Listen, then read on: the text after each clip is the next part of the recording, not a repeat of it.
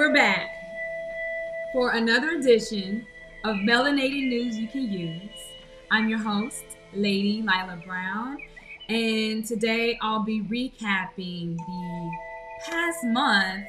I've been covering Madam Mayor Lady Karen Bass, and this is just her first month in office, coming over from the House of Representatives, coming over to really bring her expertise, her knowledge, her compassion, her care, her ideas to the great city of Los Angeles.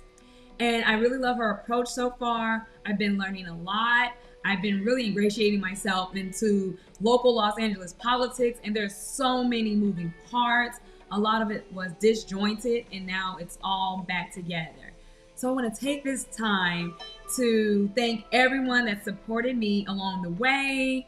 Those that are trying to figure out what I was doing, I hope this recap can help you figure out that I'm really using my skills coming from journalism background, combining all that and integrating what I've learned and experienced from working as a public relations professional. So I'm going to give this broadcast another go, working through some upgrades, Black-owned, small independent business here, but it's about all hands on deck. So hopefully this broadcast continues to go smoothly. I'm going to invite some people in, do some quick checks, some mic checks, some sound level checks, all these great things.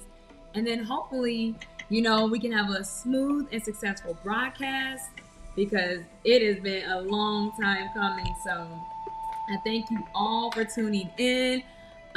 It's been really fun covering the mayor thus far. She is determined to cure this homelessness crisis that has plagued our city. Imagine certain demographics are only 6% Black, right?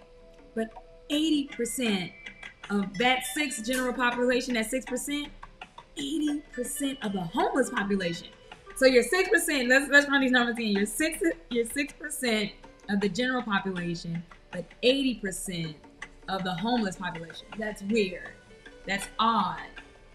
So allow me to take some time, make sure everything's running smoothly, invite my peoples in, and then we'll go from there. I really want to share this out, get this video out and running.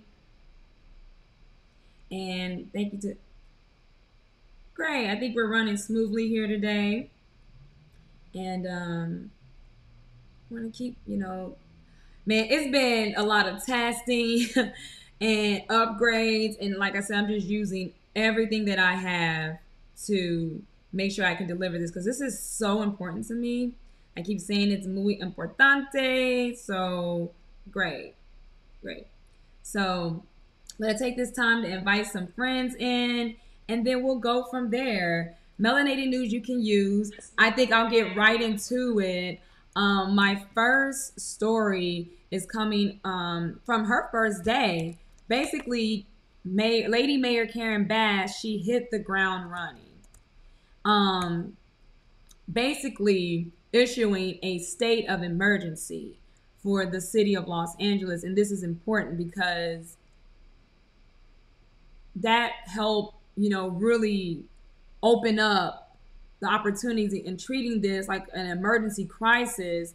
I think that kind of relaxes a lot of the restrictive barriers that was really causing a lot of, slowdowns and really getting people housed. And imagine, these are the winter months in Los Angeles, and as we'll get into later, it was just the weather has just been very damaging. So I wanted to really just really point that out. We got a lot of news to share. I attended her inauguration, and it was evident that just she was going to hit the ground running. And most people take maybe a year or two to really cause any changes that are significant, but no. I think she said in her speech on day one that she was going to issue a state of emergency. And so with that, Yeah, I really wanted to highlight that. Her speeches have been great. I really have appreciated her speeches because they're very quick to the point and it has a lot of information. So I thought it'd be great to share this with hopefully people that are doing the community work in other cities, people that are really maybe community activists. They work in social services in other cities. I think it'd be great to see her approach and the way she's dealing with this. So I'm going to do rapid fire, going straight into her videos. Hopefully we get some people to tune in, our family and friends, and my supporters. You guys have been so great. I really have appreciated your, just insight, perspective, your comments, you liking and sharing with your people. And then there's some other key appointments or people that are in power that I wanted to share their words and their remarks as well. So other than that, I also have some updates from Bruce's Beach because a lot of people were upset that the family decided to return the land that was returned to them back to Los Angeles County. And I actually had an opportunity to speak with Janice Hahn and really appreciating the way she approached that with enthusiasm, sincerity, and authenticity, and being extremely genuine. And so for the people that don't like how Bruce's Beach was handled, I had to ask, like, what are you going to do when your family gets their reparations claim? So gonna go back through the footage, invite my people in. Hopefully we're still going good there, and let's get to it. Ain't nothing to it but to do it. And thank you to those that tune in, and let's get with her first speech. This was her first day in office, and I'm about to show you, and I was on the scene to cover it. So thank you all so much for tuning in.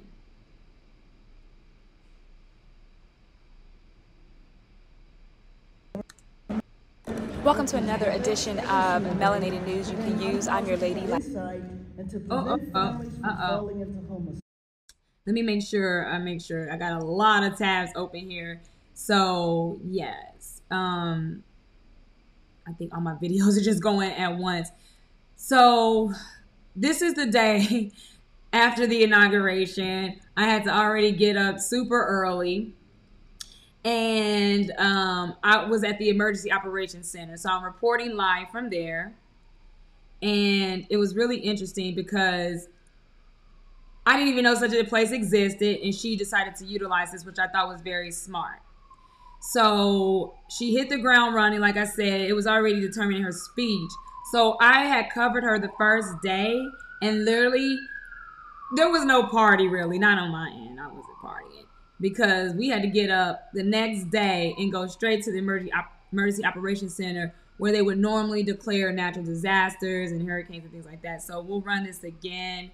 Thank you all for your patience because this is a one-woman show over here trying to give you all the news. And I do something different as opposed to most media outlets. I run the whole full speech. And then I want to give full speeches for some of the other key players that are really helping with the homeless crisis here. So again, thank you. This is Melanated News You Can Use. Let's get to it. Great, yay. Lila Brown, and Madam Mayor Karen Bass is sticking to her commitments as promised on the campaign trail. In her first action as mayor, she's already declared a state of emergency against homelessness, and I'm here at the city's Emergency Operations Center where she will be able to take aggressive executive actions to confront homelessness crisis in Los Angeles, and a move she is calling Inside Safe. Now, this declaration recognizes the severity of Los Angeles crises and breaks new ground to maximize the ability to urgently move people inside, especially on unseasonably rainy days like today in Los Angeles, which even prompted her inauguration to be moved inside and away from City Hall, another historic first. She is moving very quickly, very urgently, understanding the importance of this situation to get people housed safely and fast, swiftly. Thank you. and we'll be back with more details, and check out the address where she signed the declaration. It shows the people of Los Angeles that we are united and serious about the city's crisis of homelessness. To the nonprofit service providers that are here, thank you for being here. You're on the front lines with the people, saving lives, and we must work together as true partners, and moving forward we will. I am proud to be joined by Supervisor and President, Chairwoman of the County Board of Supervisors, Janice Hahn, the President of the City Council, Paul Krikorian, the Pro Tem of the City Council, Curran Price, the Chairwoman of the Housing and Homeless Committee, Nithya Raman, and providers throughout our city, as well as all of the general managers. I started this first day as your mayor, leading the meeting that just concluded with the heads of our city departments and those of the Los Angeles Homeless Services Authority and LA Metro, to brief them on the emergency declaration that I'm about to sign, and to start our collective work to solve the homelessness crisis. My mandate is to move Los Angeles in a new direction with an urgent and strategic approach to solving one of our city's toughest challenges and creating a brighter future for every Angelino. Today, on my first day of office, we hit the ground running with a sea change in how the city tackles homelessness, declaring a state of emergency and activating the Emergency Operations Center. I will not accept a homelessness crisis that afflicts more than 40,000 Angelinos and affects every one of us. It is a humanitarian crisis that takes the life of 5 people every day. In every neighborhood, we can see the failures of the status quo: despair, desperation, human suffering. And our children are growing up knowing nothing else than this. It must stop, and change starts now. My emergency declaration unlocks tools and powers to make sure we are using every resource possible at the scale that is needed to save lives and restore our neighborhoods. There will be no holding back on my watch. The death rate and mass displacement of LA's homelessness crisis exceeded those of our most tragic natural disasters, like the Northridge earthquake and Hurricane Harvey. It is long overdue that we have declared it an emergency, and my administration will address it through an emergency structure by activating the Emergency Operations Center. An effective strategy against homelessness cannot be run like just any other city function. We will increase the scale and speed of the city's approach to homelessness by removing it from the traditional city hall way of doing things. Instead, my administration's work against homelessness will be driven urgently and strategically through the incredibly effective emergency management way of doing things. People still talk about how fast we rebuilt the freeways after the Northridge earthquake. It's because those projects were not run through the traditional process. They were run through an emergency structure like the one we are harnessing today. We must drive a proactive citywide strategy that solves problems at scale and ultimately drives a solution. This is what this is all about. This is part of a seismic shift we're making to solve the homelessness crisis. We must bring people indoors faster, and we will. We must build housing faster, and we will. We must coordinate shelter and services, and we will. We must have coordination among the city officials and the city departments, and we will, because we are doing things differently, and you can see by who's together in this room today. The actions we are creating today, the structure necessary for Los Angeles to finally have a comprehensive and citywide approach to homelessness. I have already been working with members of the City Council, the City Attorney, City Controller, and members of the County Board of Supervisors during the transition, and I will work closely with them as mayor. If different levels of government are pursuing different strategies to homelessness, even more lives will be lost. Los Angeles will be lost. Instead, I will lead a citywide strategy that marshals resources, creates accountability, and drives results, and that is at the core of a regional strategy. The executive order that I will sign in the coming days to create the Inside Safe program will create a citywide approach to tackling encampments and street homelessness, to provide people with housing and services, and to restore our public spaces. It builds upon the encampment to home model that we have seen work in individual locations. This declaration of emergency will allow us to take this individual location approach and take it to scale and build a citywide, proactive, strategic, rapid housing model. The foundation of coordination among the city, county, and service providers gives us the launch path to more. But we know the only way to make this work is to have housing solutions lined up and ready to go. They must be immediately available. They must be located near the same community where the unhoused individuals live, and they must be coupled with real efforts of permanent housing, because temporary housing needs to be just that, temporary. To do that, we will launch an aggressive unit acquisition strategy, master leasing apartments and motel rooms across the city. But when someone accepts an offer to live temporarily in a motel, they should be right in line for a permanent home of their own. That's how the system is supposed to work. So we'll pair Inside Safe with our work to fast track the opening of HHH, Home Key, and other permanent homes, and I will make sure that we respond to the voters' approval of Measure ULA with careful stewardship of those funds by not repeating the slow timelines and high costs that have caused frustration with other efforts. This is my first day as mayor.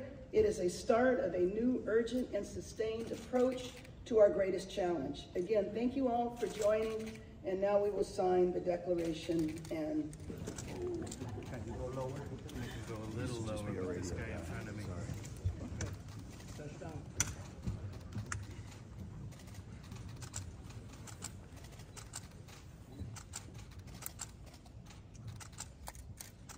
okay. Hold it up.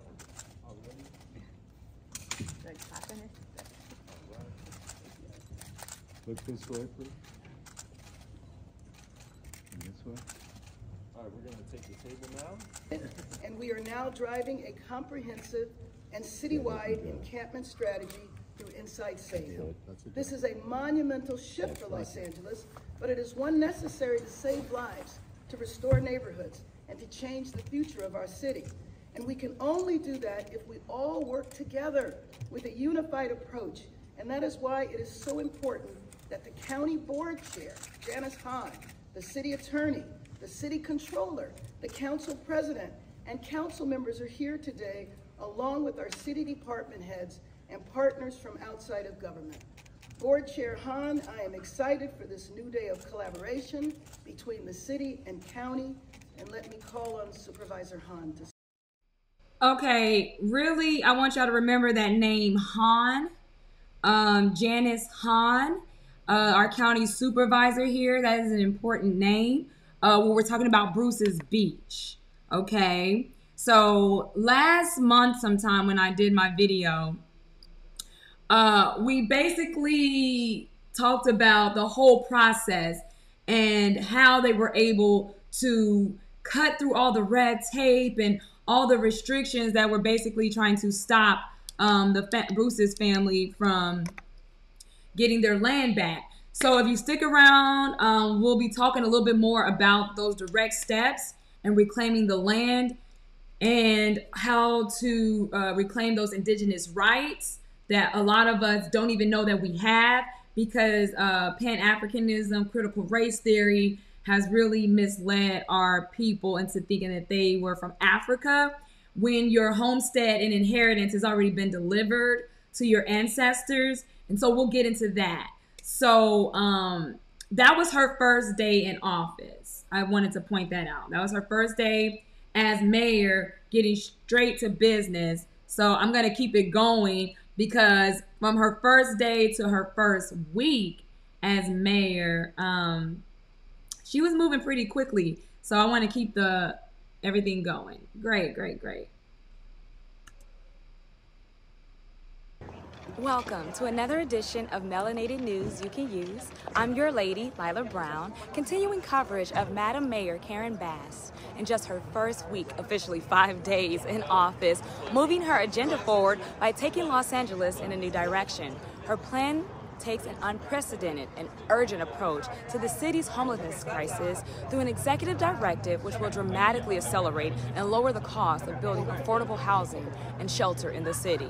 Now I'm here at Lorenzo Plaza Apartments near East LA and Boyle Heights, where the mayor will be joined by Supervisor Hilda Solis, Metro CEO Stephanie Wiggins, along with community members to sign the executive directive, which will come on the heels of the mayor's emergency declaration on homelessness, her first act as mayor, which also activated the Emergency Operations Center. This order immediately lifts unnecessary rules and regulations that slow or prevent the building of permanent and temporary housing for the unhoused, what some may call red tape. You can read the full details of her Day 1 emergency declaration on ellabmediagroup.com, and be sure to like, follow, and subscribe to our various social media feeds as we remain dedicated to give you the latest news and updates on the mayor's strategy and implementation to solve homelessness in the nation's second largest cities. And I want to note that the mayor has also stated that she's talked to 10 other mayors throughout California who are interested in declaring their own state of emergencies against homelessness. So let's listen in now to her remarks, and note later today she will also be distributing direct cash cards to low-income families at the Family Source Center just in time for the holiday season. Again, this is Lady Lila Brown reporting for LOB Media Group's Melanated News You Can Use. Thank you so much for tuning in. Thank you. Good morning, everyone, and thank you for being here. And as Dora said, today is day 5. Day 5, this has been a very eventful week. And as she mentioned, these are discussions that have been going on for quite a while. And I'm so glad that we can stand here today and say now we have moved into action. But I want to thank Dora and your team at the Community of Friends for your dedication to providing homes to bring Angelenos and veterans indoors. This project, as was mentioned, took 16 years to break ground, and that's something that we are here today to fix. I want to thank Supervisor Solis for joining me here today and for her partnership, but also because of the incredible work she has already done, along with my former colleague in the state legislature, Kevin Murray, have already housed hundreds of folks in the developments that they have built. I want to thank Metro CEO Stephanie Wiggins as well. The MTA is a key partner to a comprehensive citywide approach to homelessness, and I know that you both agree with me that we must move our city in a new direction on housing and homelessness. The project that will rise on this site will provide 49 affordable housing units, half of them for veterans, 32 of them to bring homeless Angelenos inside, and I'm going to keep saying this, it took 16 years to break ground. Today we are taking action to bring a new direction to City Hall and to Los Angeles's approach to homelessness. As mayor, I will just not accept any delays of any kind when it comes to the homelessness emergency. That's why we declared a state of emergency in the city of Los Angeles on Monday with an executive directive that eliminates delays, cuts costs, and sets urgent timelines to get affordable housing built.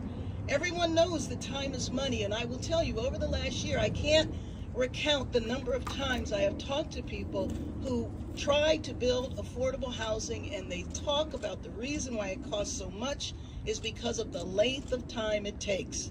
Well, key to reducing that length of time is cutting red tape and speeding the construction timeline that will save precious dollars that can then be invested in more housing and more solutions for our homelessness crisis. Here is the change that starts today. If you build affordable housing under my executive directive, the city will complete the approval process within 60 days. Then, when construction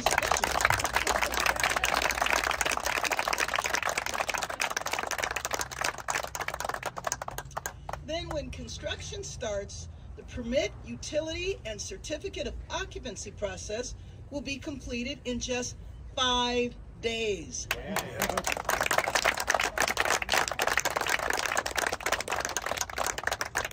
That's 5 days for one 100% affordable housing projects and in no more than 2 days for temporary housing.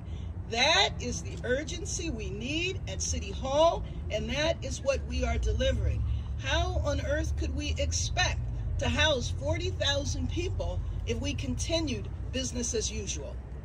Before my directive, affordable housing projects of a certain size, even if they would be approved in the end, would first be put through a maze of additional city steps. More paperwork, more hearing, more delays, more costs, and to avoid that, projects are being built with fewer units than they could be. Developers are just saying, I'll reduce the number of units so that we can build faster, but we need the exact opposite build.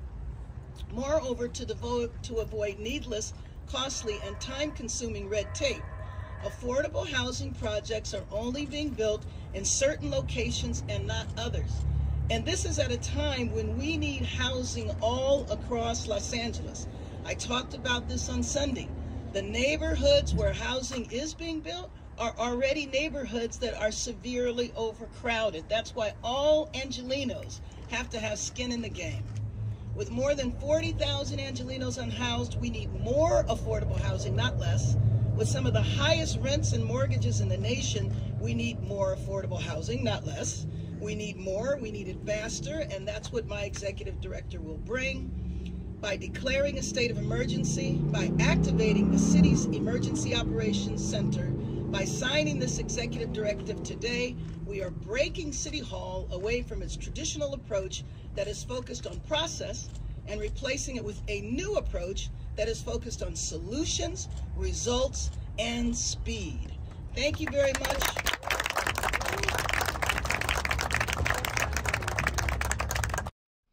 Okay, great. So that's her 5th day in office. So if you are out there waiting for resources, are you going to want to wait a year to see what happens? You get what I'm saying? Like, who has time to waste? So I appreciate that from her. I really do. She's moving with urgency. Now, at first I was going to wait, to show some of the other comments from the other key players. But Stephanie Wiggins is really important because the mayor had a meeting today, and I've been covering everything she's been doing. But essentially, she met with the Metro board today. And I didn't attend that, but I did listen to the public commentary. And I think we have a sister that's here. Sister Alexis, let me tell you something. How you doing? Hope all is well. How about this?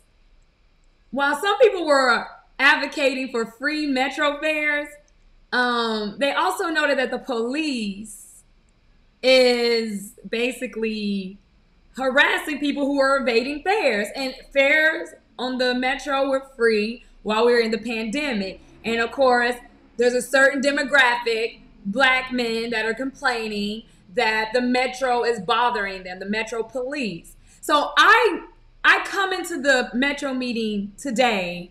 Okay, I tried to do this broadcast yesterday because the mayor was doing other things. She was doing aerial view of all, the damage from the atmospheric river. But I listened in today. I didn't need to go in and cover anything.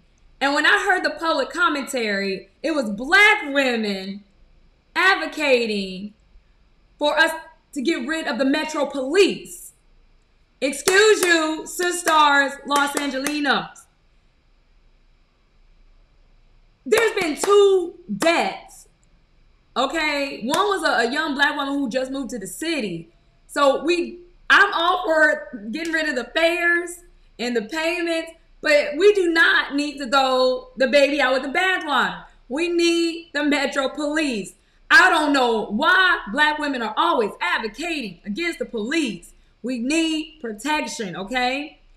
They harass people on those trains. Those people are mentally ill. They won't seek help. There needs to be somebody there to make sure they're not harassing people. People come from all over the world to Los Angeles. When I go to Japan, I use public transportation. When I go to London, I've used public transportation.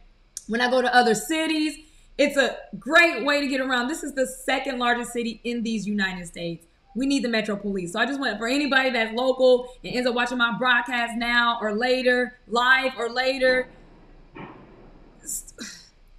I mean, I didn't even go into the public meeting but 10 minutes. I had other stuff to do today. But I do want y'all to listen to the CEO of the Metro, which is another sister. Okay? So let's get that going.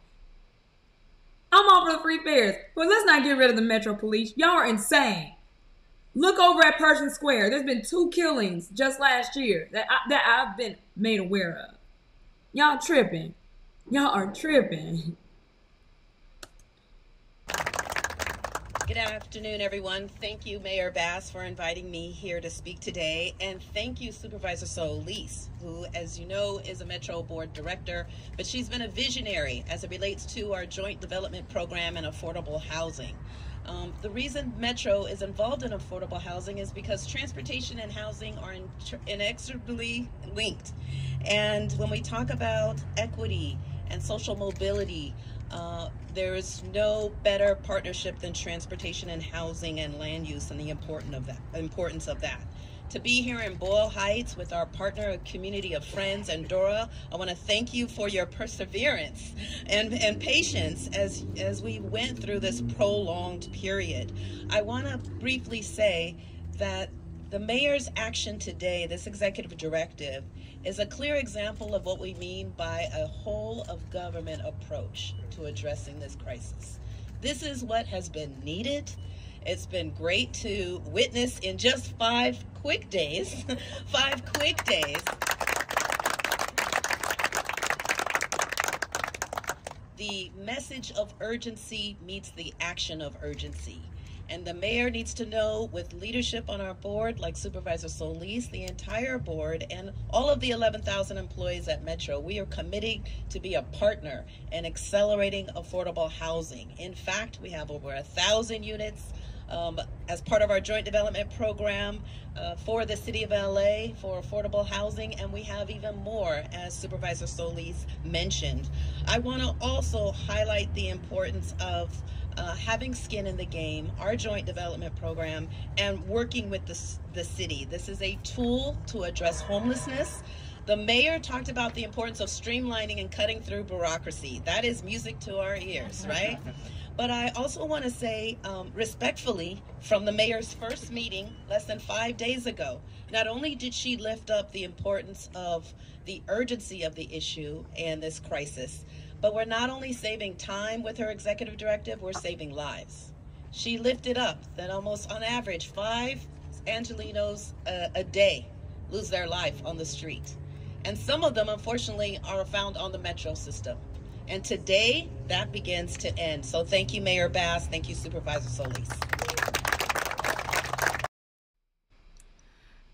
Did y'all hear that?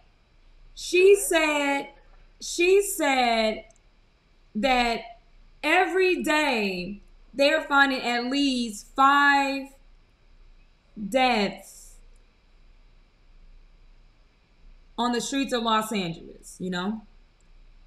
And some of those people are found on the trains. So I wanted to just, really talk about the seriousness of this, okay? This is the second largest city in the United States, one of the wealthiest in the world. And we have a homelessness crisis. We could talk about what's caused it, but today we're fixing it. Again, don't forget these statistics. Black people make up 6% of the general population in this city, but more than 80% of the homeless population. That's ridiculous. That is ultimately ridiculous. So I was on the ground there. And so that was basically her 5th day, her first week, her first business week as mayor, already showing the action steps. Now, the local media is not letting up. And so that's why I say, I asked a question. So if anybody can answer this, if you can answer it again, I've been running a poll. Do you think that the mayor can get this done? Do you think she can get this done? Give me a thumbs up or thumbs down. Let me know you're here. Thank you so much for commenting. But what you've heard so far in her speeches and the information I've been sharing, whether you listen live or later, let me know, what do you think? Do you think she can get this done? There are a lot of people that are skeptical. There's a lot of people who think there's no way you can get 40,000 people housed in just a year or two. But she's committed to that. She's also noting something here, and we'll keep going through the speeches. I want to go rapid fire here. But she's also noting that President Biden, remember she's coming over from the Congress, the House of Representatives. The president, don't forget she was sworn in by Kamala Harris. The president of these United States has stated that he wants to reduce homelessness nationwide by, I think, anywhere from 20 to 25%. She said, if you just help LA alone, you can reach that goal. Dang. I think it was another good sister that's in the comments here, part of the broadcast. And please comment, let me know that you're here, that noted. Oh, thank you all for your likes and shares and comments and everything. I think somebody noted that in a place like Missouri, it's criminalized. If you're homeless and you try to, like they do out here, pitch a tent near their city hall, oh, you're going to jail. They put you in jail for sleeping in public areas, but isn't it a public area? Like, more power to the people. We are the republic. So if you pitch a tent like they out here with their RVs and pitching tents. I remember I was working on a production and there was this RV. Them RVs, they can't even move. The homeless people be living on them old RVs, those little Winnebagos. And sometimes the tow truck company is like, I can't move that big old heavy thing, especially like the ones from the 60s or 70s or one of them big old ones, them gas guzzlers. So there's homeless encampments all over the city. And I've been trying to follow this mayor as best I can. We're independent news here. There's a link to my Cash App down in the ticker. So if you'd like to make a donation, my Cash App is there. Every dollar I make, I put it right back into these broadcasts. So thank you so much. So we're going to keep the broadcast going. Now, remember, we're doing a recap and we're reviewing here.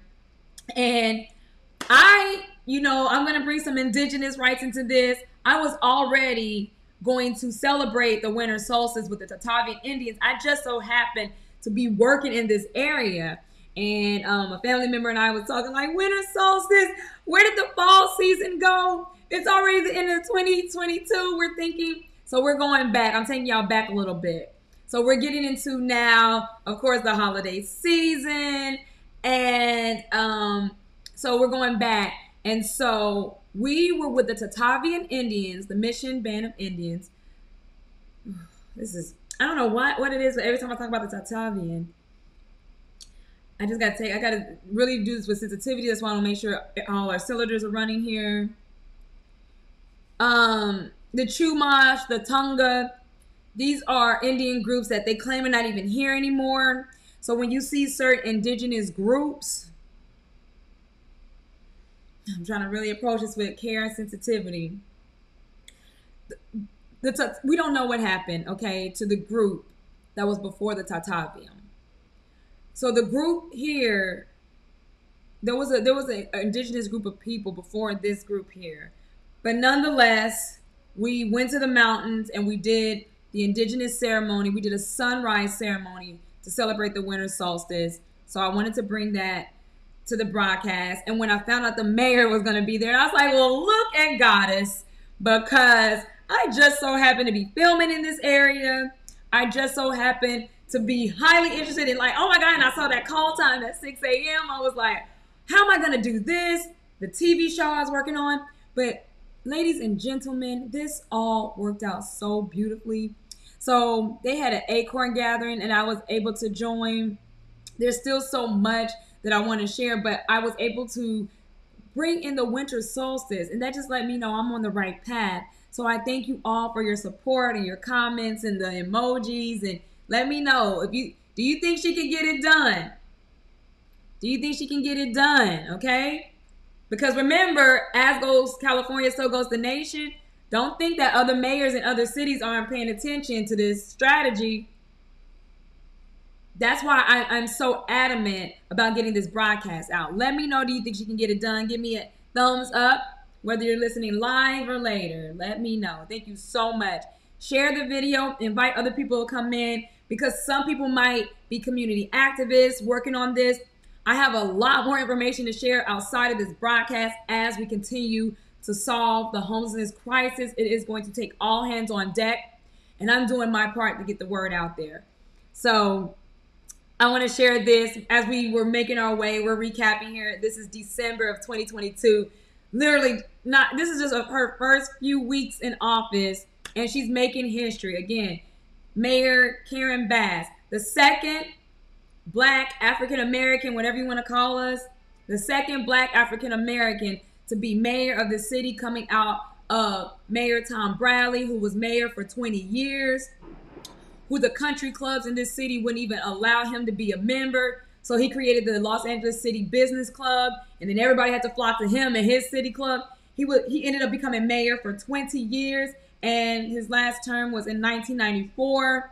She's the first woman of any race, color, ethnicity, background. She's the first female woman, lady, madam mayor. And what a time to be able to celebrate that, be a part of that, be a part of the press pool, and representing Black independent media, not copy and paste journalism, because I think I might be getting to that copy and paste journalism, because they send us a lot of information, but I do not want to be copy and paste journalism. I do not. I want to be on the scene, and that's what I'm doing today. So thank you to all that tune in. I appreciate you.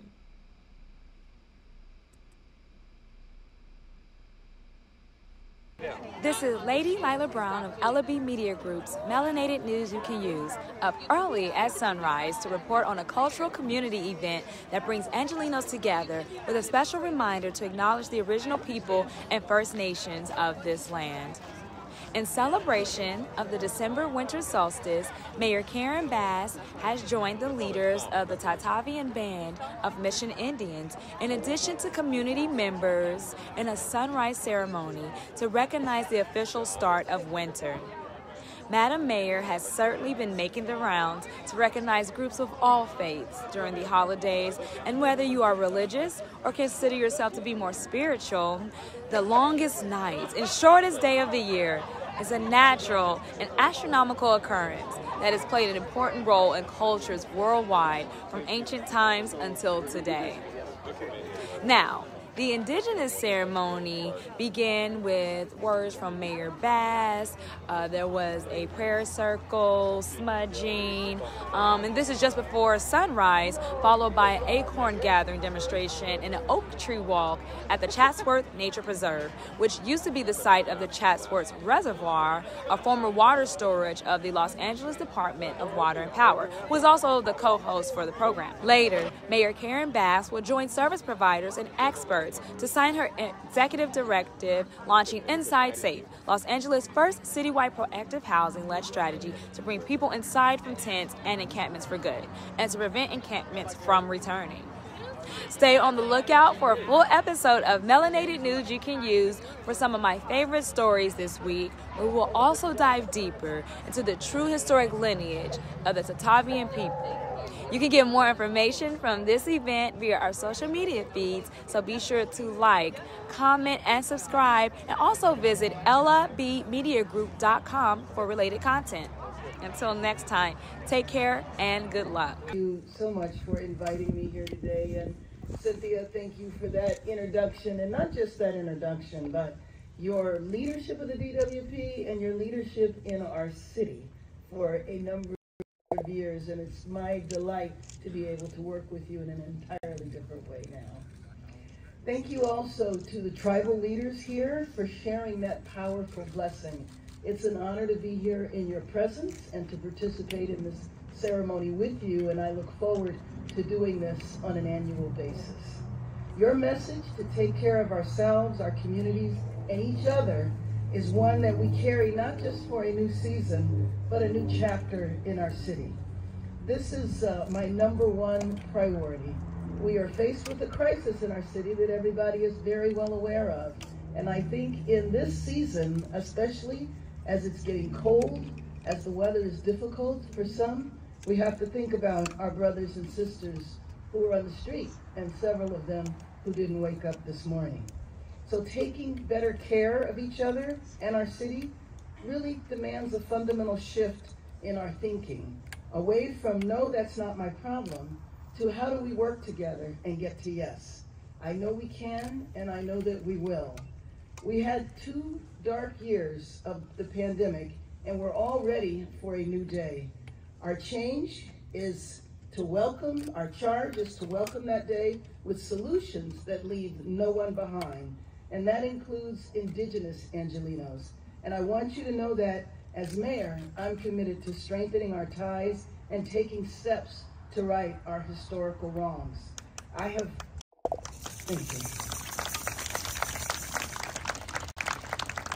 have always personally felt deep solidarity and connection with Indigenous Angelenos, Indigenous Americans, for our struggles in this country are similar.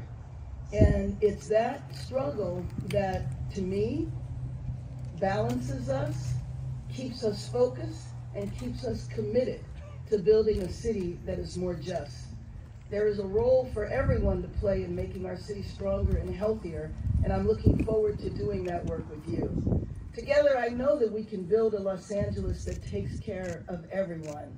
And I think as we enter into this season, we need to think about that and think about ways that each and every one of us can contribute to that. So thank you for the opportunity to be here with you today. Thank you very much. I'm having so much fun covering this mayor.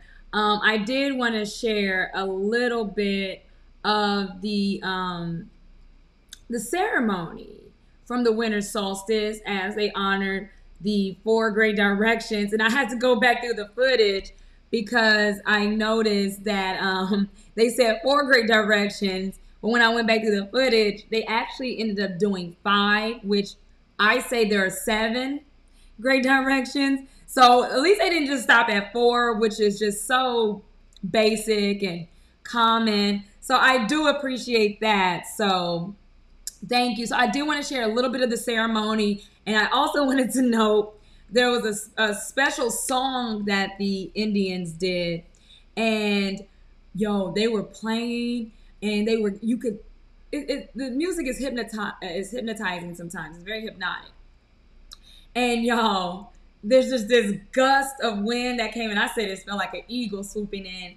It was just this gust of wind that swooped in, and you could tell they had to calm down the spirit, and they just stopped playing. And then one of the band leaders was just like, "Yeah, we gotta calm down a little bit," because I was like, "Wow." So I talk a lot about indigenous cultures, and we talk a lot about who is and who isn't, but they know what they're doing. I had to know that. They know what they're doing. They actually did call in Great Spirit, and I noticed who was there. I also noticed who wasn't there. So at least we were there. At least we were on the mountain. You get what I'm saying? Like, we were there. So all the people that we Indians, well, there's something very special about this area. I just so happened to be filming in this area and literally left this and we had to just go a few miles down. I was like, this is Chatsworth, okay? Look at the mayor up on the mountains. But you know what? If the mayor is going to the mountains, then so am I. Wherever she goes, I'm going to. So that's why I appreciate everyone tuning in. And I'll want to continue on with her speeches, but again, breaking so you can all see a little bit of the ceremony as we honor the great directions for the winter solstice. I appreciate you all. Thank you.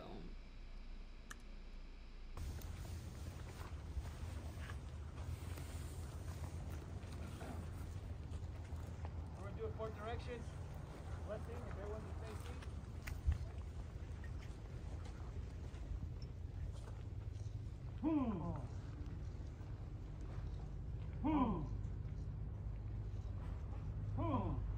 South.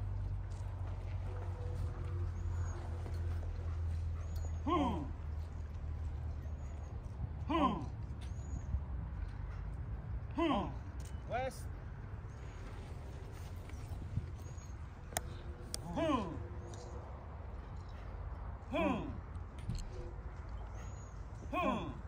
North.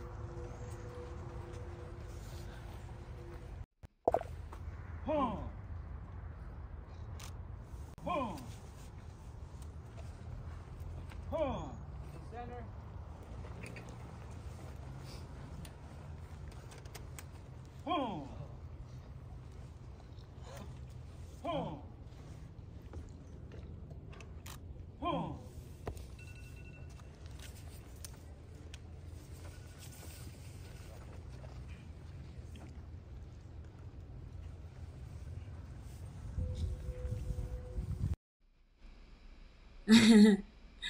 So thank you. Thank you. Thank you. So the fifth direction being the center. Okay, you get it? The center there. So I appreciated that. We did smudging. There was an acorn gathering afterwards, which I could really appreciate. So moving right along, then we get into the holiday season. There was a lot going on, but you know, that was great. She actually did some work at the LA mission, which again, the leader over there is a brother. So I'm just like, oh my gosh, people just think this city is just ran by others. But there's a lot of powerful black people in this city who are really working behind the scenes to make things better for low-income families, the homeless population, the disadvantaged.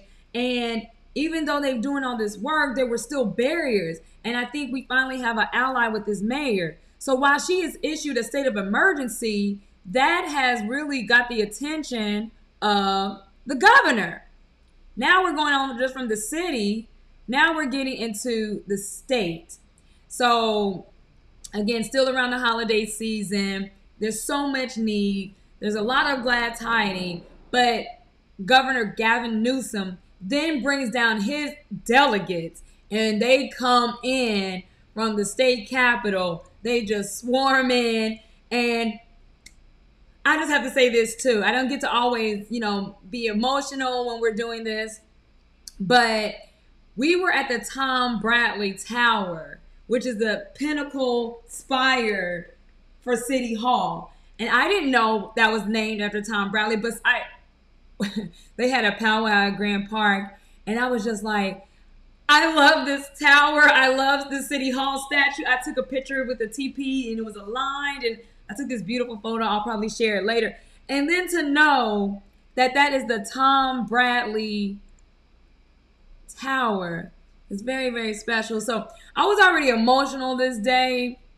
It is not easy being independent media, and you got KMBC and, ABC News, and you got Fox News, and then there's me. And then you got the Spanish-speaking news stations, and they got the big cameras, and I'm just there like, I know how to do media. This is what I've been doing this since I was in 5th grade. So all my training has brought me here today. So thank y'all for listening to my stories and as I share.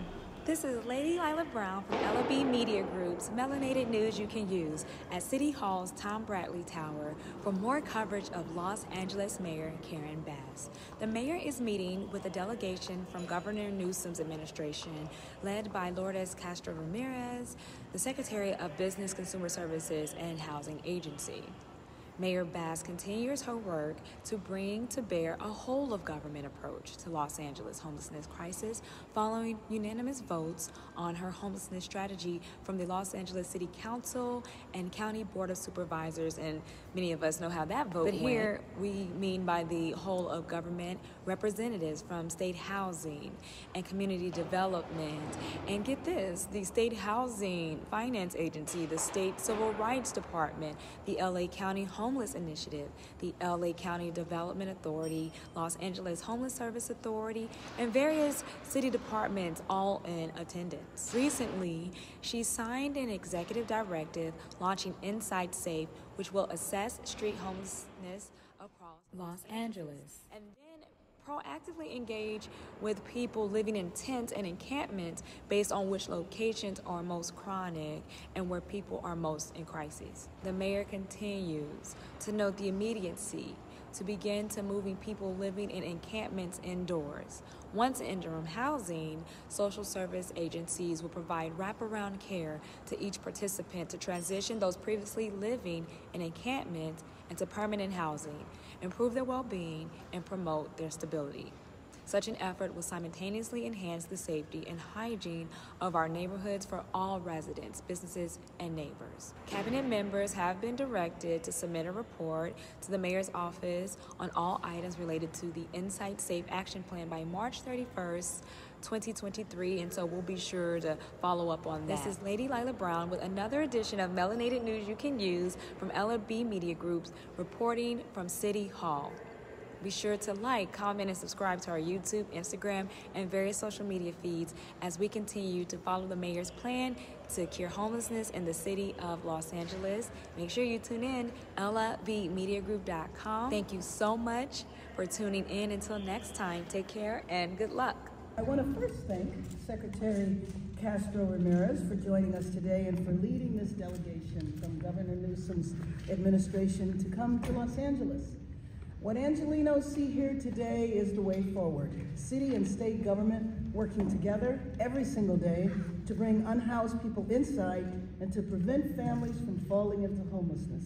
A couple of days ago, Madam Secretary, LA could see the city and the county working together when I testified before the county about our state of emergency and supporting their resolution to look at the issue from an emergency perspective as well. The unity is not just to feel good, unifying the county and the state. This unity is not just to get along. This unity is about what is needed to address the problem.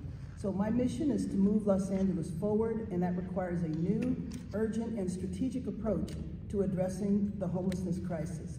I want Angelenos to know that we are hitting the ground running and that there will be no holding back in my administration. And I know that the same could be said for Secretary Castro Ramirez as well.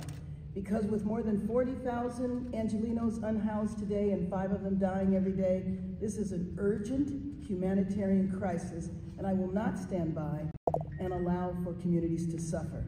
That's why I started my first day in office, not at City Hall, but at the city's Emergency Operations Center, where I declared an unprecedented state of emergency on homelessness. I issued an executive directive to dramatically accelerate and lower the cost of building affordable housing and temporary housing. And yesterday I issued an executive directive launching Inside Safe, Los Angeles' citywide proactive and housing-led strategy to bring people inside from tents and encampments for good and to prevent encampments from returning. I say all of this to make sure that everyone understands how seriously and urgently that we are beginning to act here in LA. I want to be clear that we are ready to lock arms with the state as we are with the city, as we are with the federal government, to accelerate and expand our efforts even more. The agencies under the overall banner of business, consumer services, and housing that are here today represent tremendous partnerships in our work. The State Department of Housing and Community Development plays a key role in a range of housing, as does the California Housing Finance Agency. The Interagency Council is a tremendous convener that recognizes, as I do, the power of partnership. And I'm pleased to see the California Civil Rights Department as part of this delegation, as we all know that Latinos and African Americans and others are disproportionately affected by the crisis of homelessness. It's my hope that together we can knock down barriers to deploying services and getting people housed, that we can put all of our resources, both state and local and county, into action with an urgency that has been missing for far too long, and that we can each dig deep to find more resources to tackle this emergency. Again, this is not a photo op. This is real work. Homelessness should not be approached based on jurisdictional lines. We must approach homelessness based on the best combination of resources that create solutions for people, whether those come from the city, the county, or the state. It's my hope that this spirit that guides our discussions here today and ushers in a new era of cooperation between the City of Los Angeles, the State of California, the county, and the federal government to bring people inside to save lives and to improve all of our communities. So thank you so much for being here, and I look forward to this tremendous partnership that I know that we will serve the people of Los Angeles and the state of California. Thank you very much, Madam Secretary. Thank you so much, I love it, y'all. I was so impressed because I'm thinking like, dang. All right, Newsom. Not Newsom sent, y'all, Newsom sent every bureaucrat head department to Los Angeles. This city must be so important, and I'ma tell you. Let me share with y'all a story real quick. There was this brother who was very much like me, sharing his social media, you know, like doing the lives and sharing all his information and, you know, just trying to get it out there. And every time he looked up, the most video views he would get was like maybe 11 views, 12 views. Like the most he could muster up was like 11 or 12 views on average. Well, come to find out, one of those viewers was Oprah Winfrey. And she would just eat his content up like popcorn, like. And then here comes Oprah bringing him into her circle. And you know, once you're in that Oprah circle like that, you good. You good. Whatever little audience she was trying to build, he got it. So it's not always quality. I mean, it's not always quantity. It is the quality. It is the quality of the viewership. So something in my spirit is telling me the mayor is watching. Something in my spirit has told me Madam Vice President Kamala is watching. So the sisters that are here, cheering me on. Y'all know this is not easy. The Black Girl Follow train, we'll get into it. So, y'all, again, your average KNBC, WXIA, KPRS, LA Times, New York Times, they don't give y'all the full speeches. I do. And then they probably say, oh, that person's not important. And I'm like, that's a sister. That's a Black woman speaking. It might be another, you know, county supervisor or CEO of something. And I'm like, no, that's a good speech. So I'm kind of filtering out. And anytime a Black woman is speaking, I just want to let y'all know I'm covering it. And I noticed with one particular unanimous vote and an appointment, people probably, like people were sharing the person that was appointed as another sister who's going to be joining the mayor's office. But everybody was posting her picture and this, that, the other. And hey, congratulations, just, you know, sharing her bio. But nobody was sharing her full speech. And I was like, are y'all insane? Like, don't you think that her family couldn't be there? Don't you think her university or her friends, and she's a soror, Dr. Valencia Adams Kellum? Yeah, when you got a sister named Dr. Valencia, yeah, she got a lot of family that probably wanted to see her speech. And I think she only had like 2 family members there, right?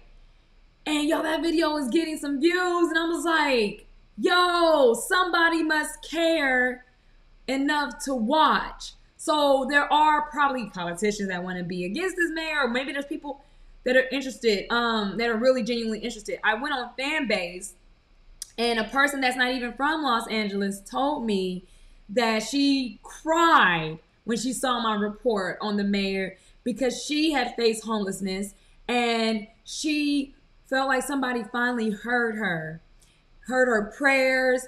Somebody was listening, understanding her issues. Somebody was showing compassion. So again, the city of Compton is next. So she's not the mayor. See, it's the city of Compton. This is the city of Los Angeles. These are two, city of Pasadena, city of Santa Monica. These are all different areas, right? But still maybe under LA County, things like that, right? But Long Beach, still LA County. But all these mayors are listening. All the surrounding mayors are like, can we issue a state of emergency too? So like, um, how do you do that? So that's why I want to share this news. It may not be getting a lot of attention, and people might be like, yeah, sure.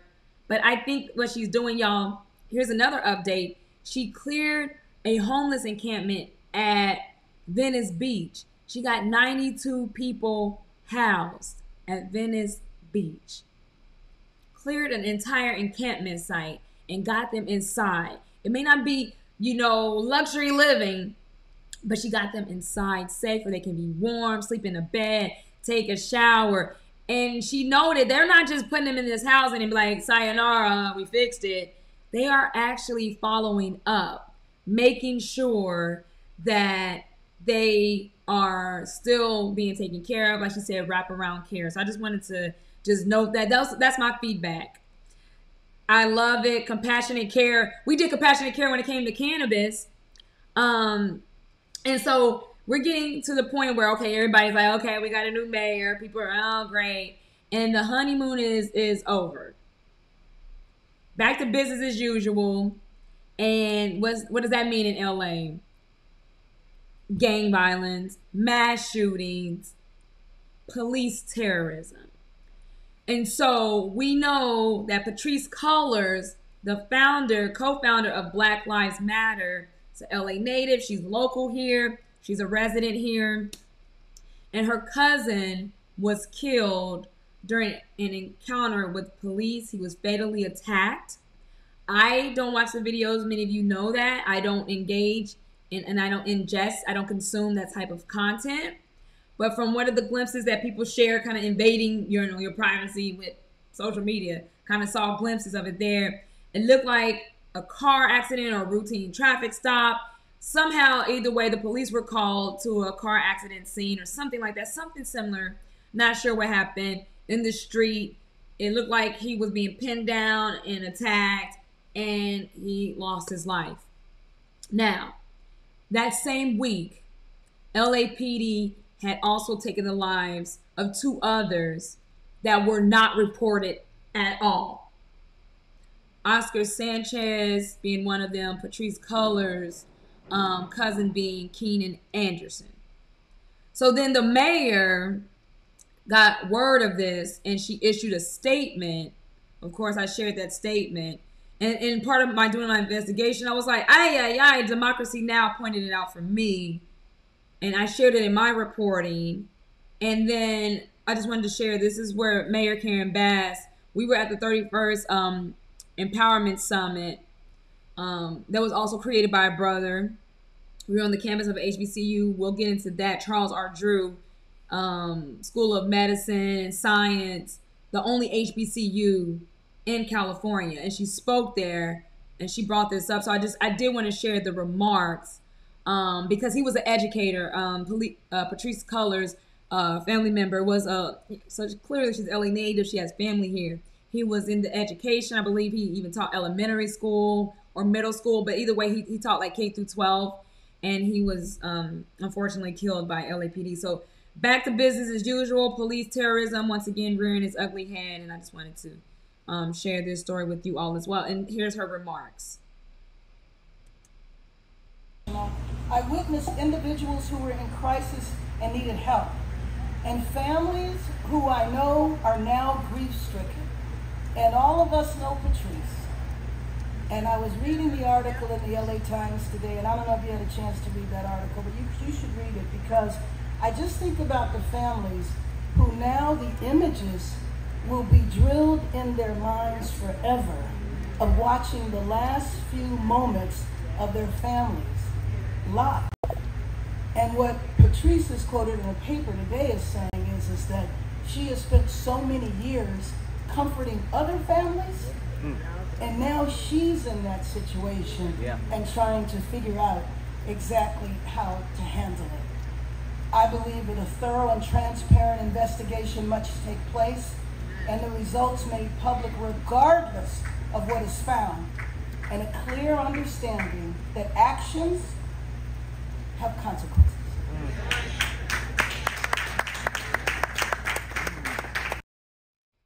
So that's really scary. That's unfortunate. Yeah, what would you do if it was your family member? I don't even want to think about it. So it wasn't until recently, because I'm sharing this footage, I wanted to make sure that I got her address once again from the Empowerment Summit. Let's see. I actually think I have a report, and I did. Y'all, this woman got me all over the city. I said she got me out here in Watts. Now I wanted to know. Charles R. Drew is the only HBCU in the great state of California.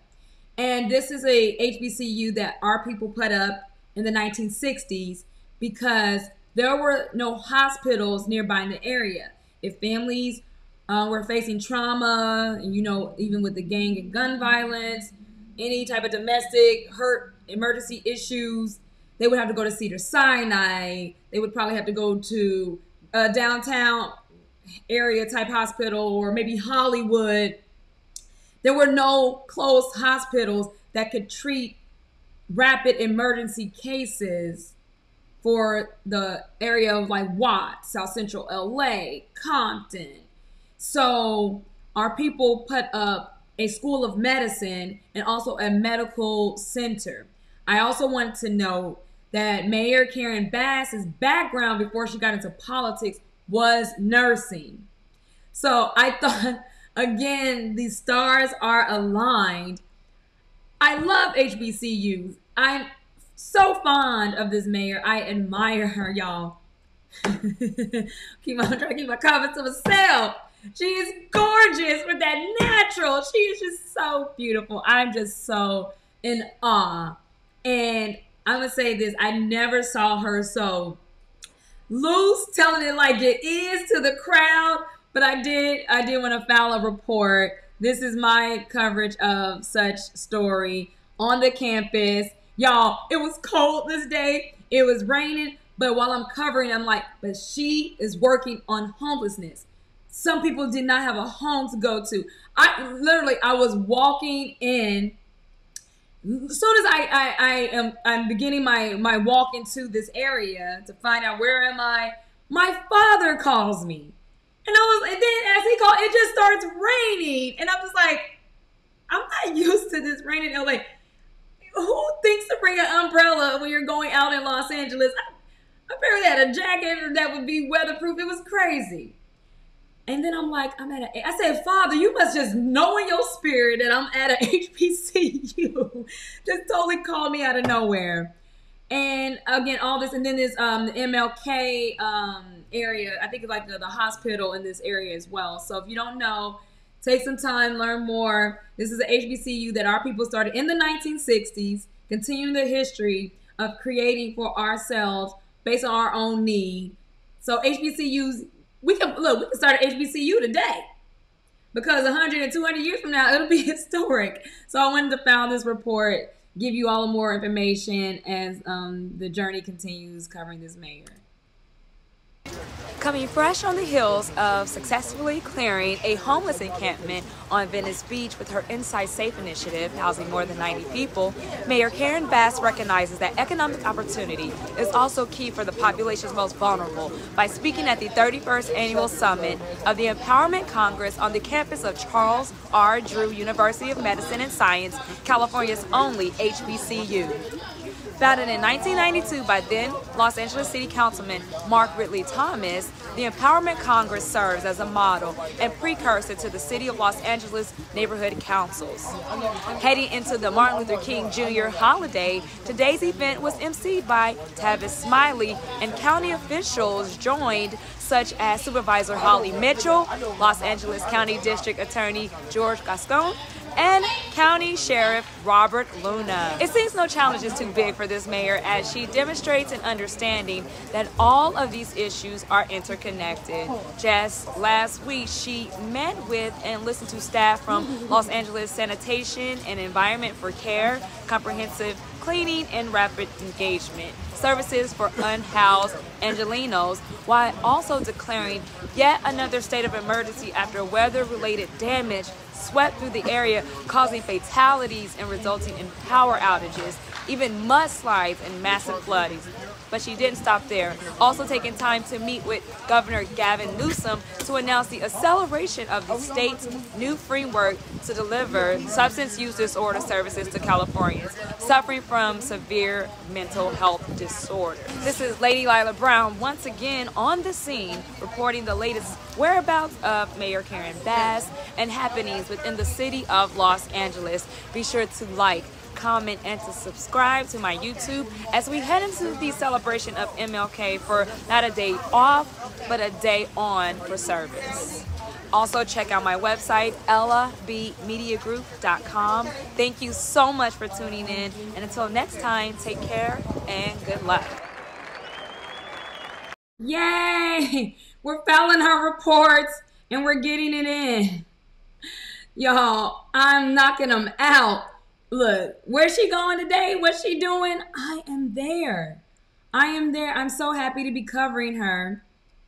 Now, I did want to show a little bit of, you know, her speech at the Empowerment Congress. I just uploaded this today, and I just want, it's really quick. I will say this about Mayor Bass. I will say this, she is really good about getting her speech in and out, in and out, in and out. Yeah, this is really, I was just editing. It's a lot. It's so much. It's so much. So y'all are so good for tuning in. I got to get this logged. I'm bringing it to Facebook. So I appreciate you all. You're great. I appreciate y'all. She seemed to be so comfortable at this HBCU, and of course with her nursing background, so. Good morning, everyone. It's wonderful to be here and see everyone. And I'll tell you, Mark, when I walk in the middle, I had no idea how many people were here. But I'm not surprised because you do it every time. Immigrants are actually welcome, and climate change is not debated in our city or in our state. But you know what, though? We can't sit back on our laurels and be complacent. We always must be on guard, because even our progressive city can swing in a conservative direction. Fortunately, we prevented that from happening in spite of $100 million.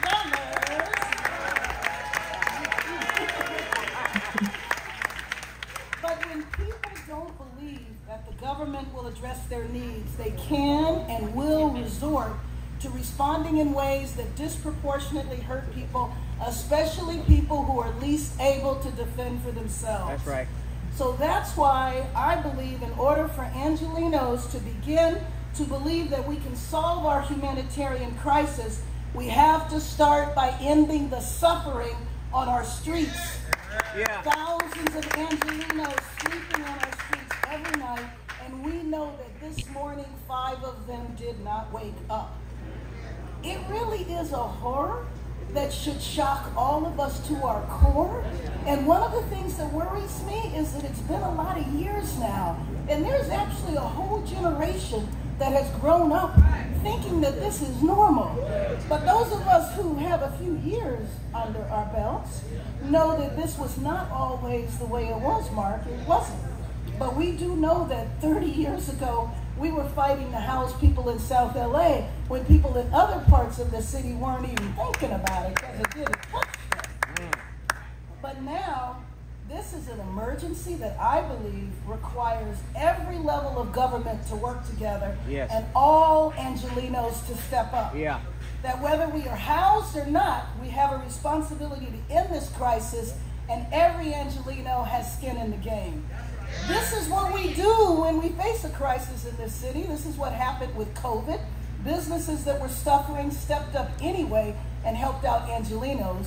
Schools fed families. The government provided resources.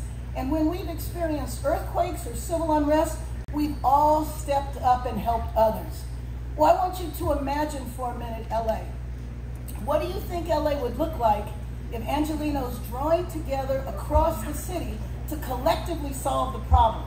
neighborhoods around the city will identify where housing can be built, as opposed to declaring that there will be no housing built in my neighborhood. What do you think will happen if we move this vision forward in the city?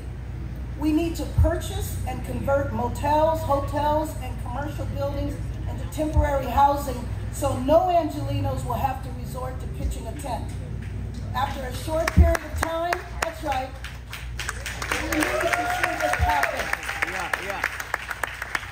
After a short period of time in these motels, we will move people into permanent housing with services that will assist individuals to eventually transition into good-paying jobs and workforce housing so that you will no longer see Angelenos live in squalor. And let me just tell you, in the short time I've been there, I didn't realize, Mike, that we have thousands of vacancies in the city. That's right. That's thousands of vacancies. That's right. There are good-paying union jobs that are actually budgeted for. Yeah. So when people say, what can I do to help? You tell people, come work for the city. 900 vacancies in sanitation. People wonder why their streets aren't clean. So I truly believe that we can do this. We can join together as a city and marshal all our resources and unite every level of government. That's why on my first day, I didn't go to City Hall. I went to the Emergency Operations Center and signed a declaration of emergency. Yeah. Because it is an emergency. That's right. And I want to thank Supervisor Horvath and Supervisor Mitchell for having the County Board of Supervisors do the same. And I don't know if you know, several other cities are now doing this. Long Beach did it. I'm getting calls from other states. Yeah. People are asking, well, what the heck did that mean? Say, we will discover it together. Sometimes we don't know, but we take steps to send a message. That's right. That's right. Trailblazer. So several days later, I signed an executive directive to fast-track building so housing can be rapidly built and less expensive. We signed this directive at the site of a location where Dora Gallo, Mark, who used to work for you, people that say yes. Ask me about them. Because they are the... Hold on, I didn't get properly set up this day because they were making me go through COVID tests. It was raining, it was cold, but that part she said right there, the skeptics are like, well, what if we try to give people housing and they say no? What if we try to get people off the streets and they say no? She said, what about the people that say yes? How profound is they so worried about the people that say no to the government assisted housing. But what about the people and the families and the children that say, yes, I will accept?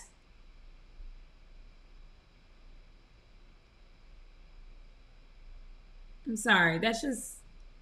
overwhelming majority of people. Yeah. Kenneth Mejia, where's our controller? Stand on that. Kenneth Mejia. We got to acknowledge the next generation of leaders.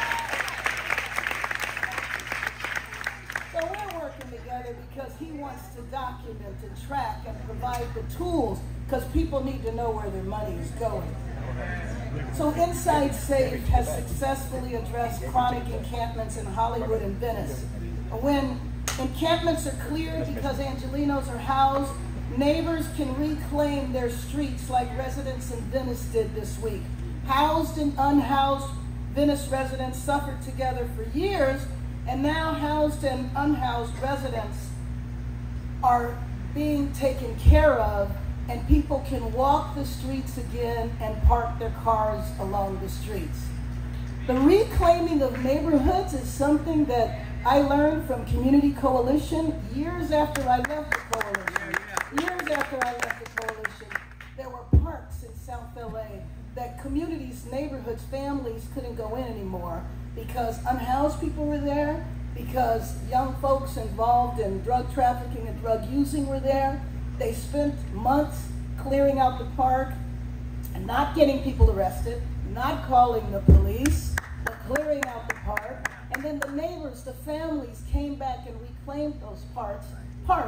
And those parks now are the site of festivals and picnics and have been cleared for years. That's what we need to do.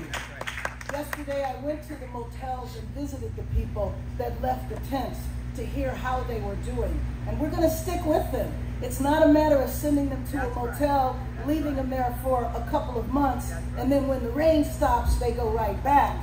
Because we're going to stay on those streets to make sure if new people come back, or they come back, that we address their needs again, because it is not about shooing people away, hiding people, or arresting people. It's about helping.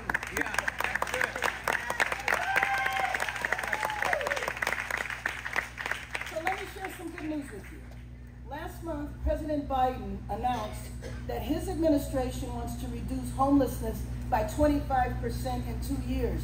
Well, you know, I called him up and said, look, you want to reduce homelessness by 25% in 2 years? Come to LAX, spend a little time with us. You can focus on our city alone and meet your national goal.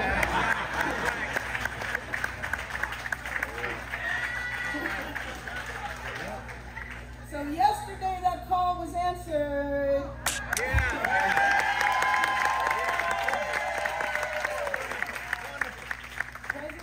President Biden sent Ambassador Susan Rice, who is the director of the Domestic Policy Council. When the president does an initiative like that, it goes to the Domestic Policy Council. And those of you, I don't know if you have seen Susan Rice in her career, but let me just tell you something. When she goes after something, it gets done. So when you see infrastructure, when you see issues that the administration takes on, big initiatives, whether it's immigration or infrastructure or climate, it's in her shop. So she was here and we spent the day with her. We started in Venice. We immediately went to Skid Row. We wanted her to understand the magnitude of the problem. And after spending the day with us, she said that LA will now be considered one of the cities that the administration will focus its efforts on.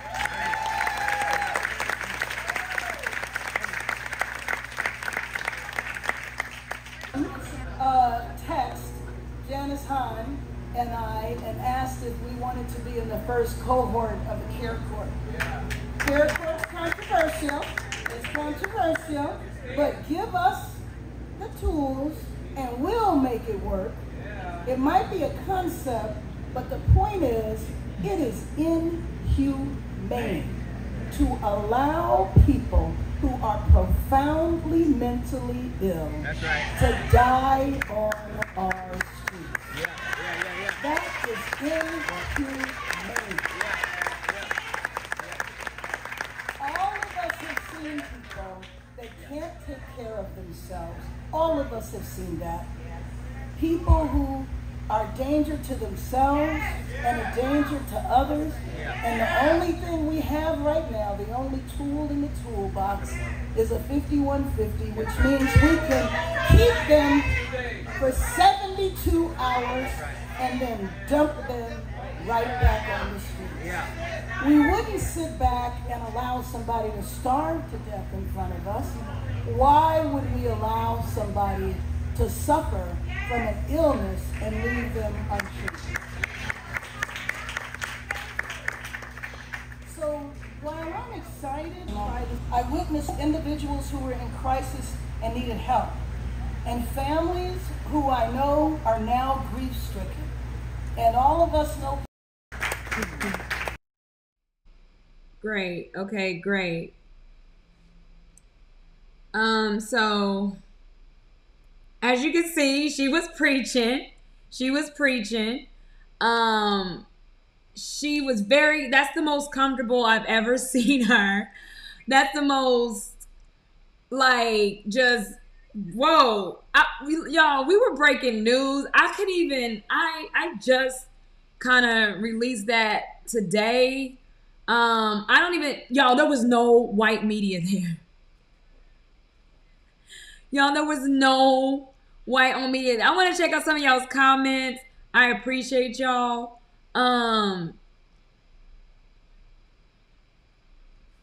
Yeah, I was like, where all the people that normally cover her? We had HBCU, we and Watts all of a sudden. So I want to, somebody said, shout out to Watts. They were good to me. Yes. Yeah, she was giving us bars. She was definitely giving us bars. I agree. Thank you. You guys are awesome. I appreciate your comments. Somebody said, yeah, claps to her for bringing attention. Yes, because if it wasn't for, you're right. If it wasn't for a lot of those videos, people wouldn't even know. Oh, LAPD did another one. So when she got word of it, she actually found out there was 3. She found out there was actually 3 police fatalities that week due to police terrorism. So I appreciate you all. Thank you to everybody that gave a thumbs up, that they think she can get it done. They're optimistic. And like she said, Long Beach called and said, we can do that. We can issue a state of emergency against homelessness. That's why you go to school for public policy and administration. Yeah. So I like this. Someone says she needs to tap in deeply with the 25 to 35-year-olds. Okay, that's about our age. Yeah, that's why I'm there. Because, sometimes you got to be proactive to get what you want, and I agree. But when our demographic and the youth and the millennials are being targeted heavily by Shade Room and misinformation and baller alert and media takeout, yes, it's kind of hard when they're not even interested in this kind of stuff. We are, because we are getting to our well-seasoned years, so it makes sense for us, of course. So who's still here with me? Make sure you comment. Yes. And someone said this is making them miss LA. Oh, that's sweet. Well, I had to, a lot of people left during the pandemic, but I was like, I'm gonna stick around and see what this is about. You get what I'm saying? Like, I had to stick around. Then now we're moving to 2023. Thank you. Now we're moving to 2023, and I got into my Alpha Kappa Alpha Founders Day, which is around the same time that we normally celebrate federally MLK Jr., Dr. MLK Jr. Birthday, which is also January 15th. Look, Alpha Kappa Alpha was founded in 1908, and he was Alpha Phi Alpha. Our founder married Alpha Phi Alpha. Martin Luther King married AKA. His birthday is January 15th. It's just, we're all one first family, Alpha family. It's a beautiful thing. But I just wanted to note this as well. So again, like I was saying, MLK, usually what we do is we take that as a day. Well, everybody say, oh, I'm off. I get to stay home, go to sleep, and celebrate the holiday, the federal holiday off. Well, we use it as a day on, a day for community service. We take that as a high initiative to really just give back to the community in the spirit of Dr. Martin Luther King Jr. So I appreciate everyone that's tuning in, those are still here with me. I know I did get this broadcast a little bit later than I normally wanted to, but hopefully you're winding down, enjoying a little bit of nightly news with me here as we do a recap, because I got to get this out of the way as more things are happening. So thank you to the mayor's office for having me. Thank you to her communications team that's always checking in with me to see if I have any questions. Because let me tell you this, and whoever's watching, right now I ain't got no questions, okay? She's checking all the boxes. She's hitting all the marks. Everything's great. She's doing it for me.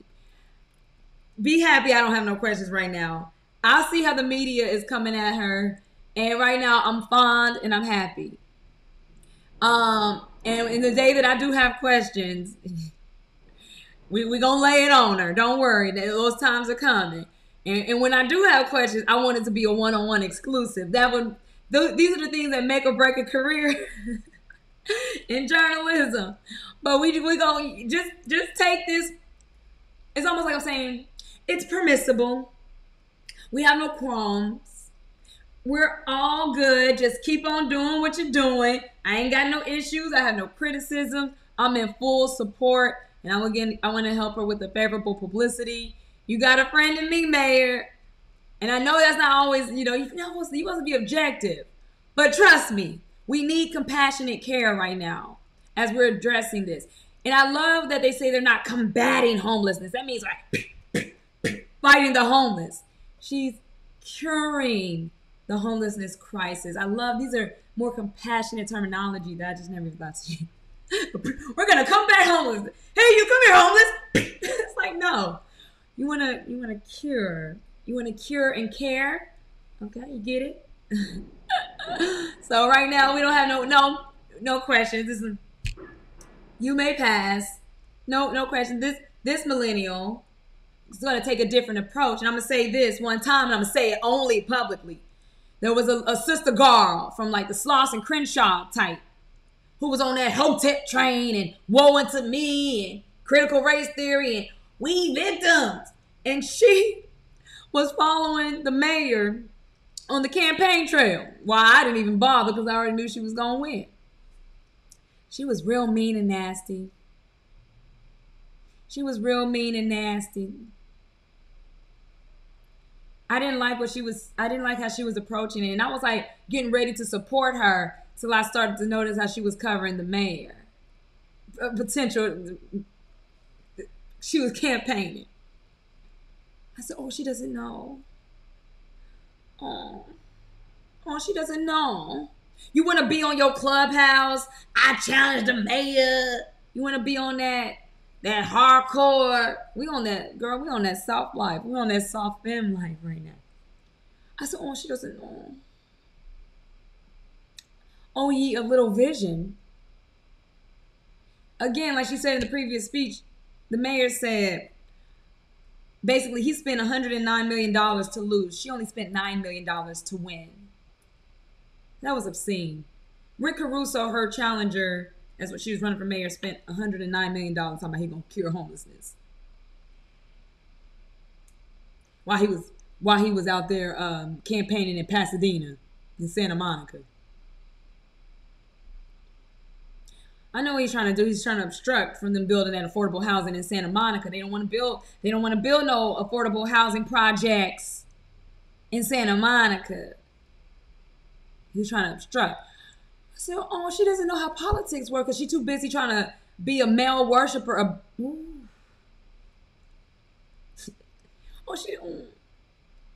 going to tell her? Not me. So now that she's out the way, I'll cover the thank you. So that I noticed the mayor's office like, do you have any questions from the mayor? No, I'll let you know when I have questions. I'm trying to see what she's trying to do here. I'm trying to figure this out. Okay, we got other cities to take care of. So we can do it in LA. We can do it here. So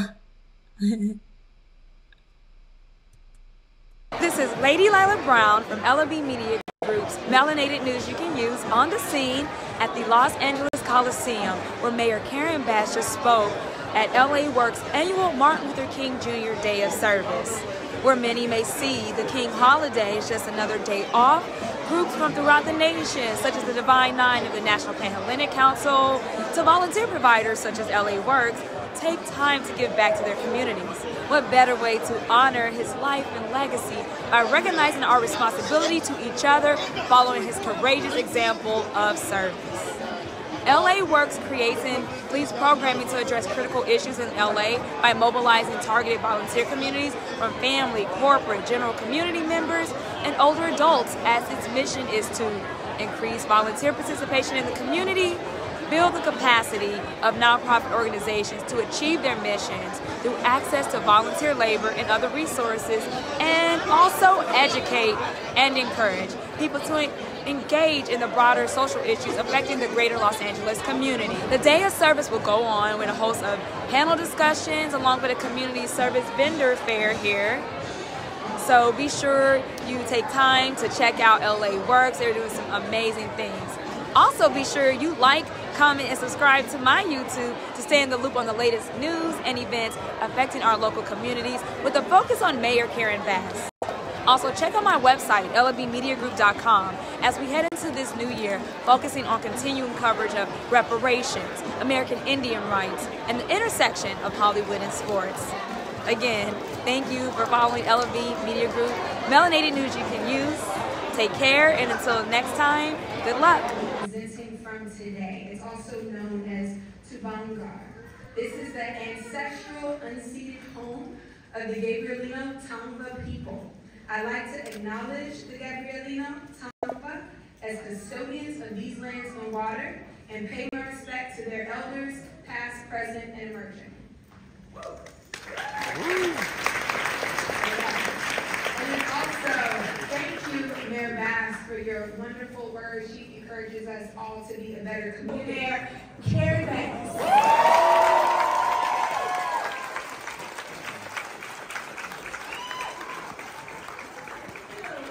Thank you, everyone. How's everybody doing today? We are happy to celebrate the day that we acknowledge Martin Luther King's legacy. And you know what? There is nothing better, no better way to honor his legacy than to do what you're doing here today.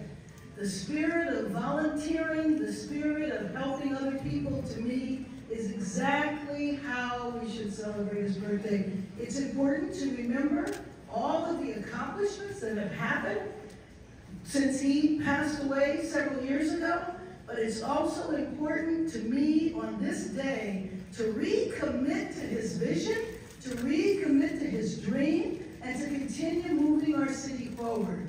So on this day, every year, people always say, what would Dr. King do? What would Dr. King think? And as I woke up this morning and asked myself that question, can you imagine if Dr. King was here today in Los Angeles? I think he would be excited about a lot of things, but I think he would also be pretty shocked that in our modern city, our progressive city, thousands of people slept last night outside something that didn't happen when he was alive, Donna.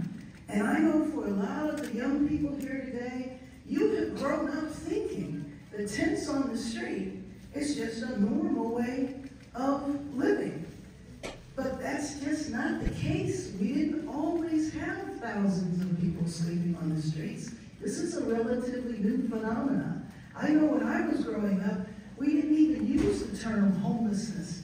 That's not a term that began to be used until the 1980s. And so when I think about all of you volunteering today, I think about that is the level of spirit that we need to have so that we can make sure that no Angelino is sleeping outside.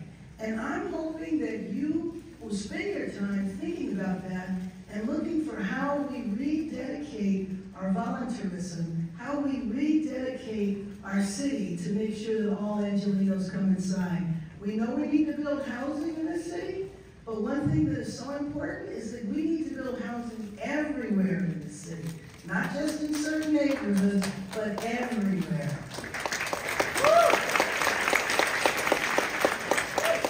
And one thing that everyone here can do is to help spread that city, that sentiment, that commitment, that desire. The fact that no Angelinos should be outside, there should be housing for every Angelinos all over the city. And I'm hoping that we can get to the point where we can have volunteers come out just like Habitat for Humanity, if people are aware of that, where everybody goes out and actually participates in building.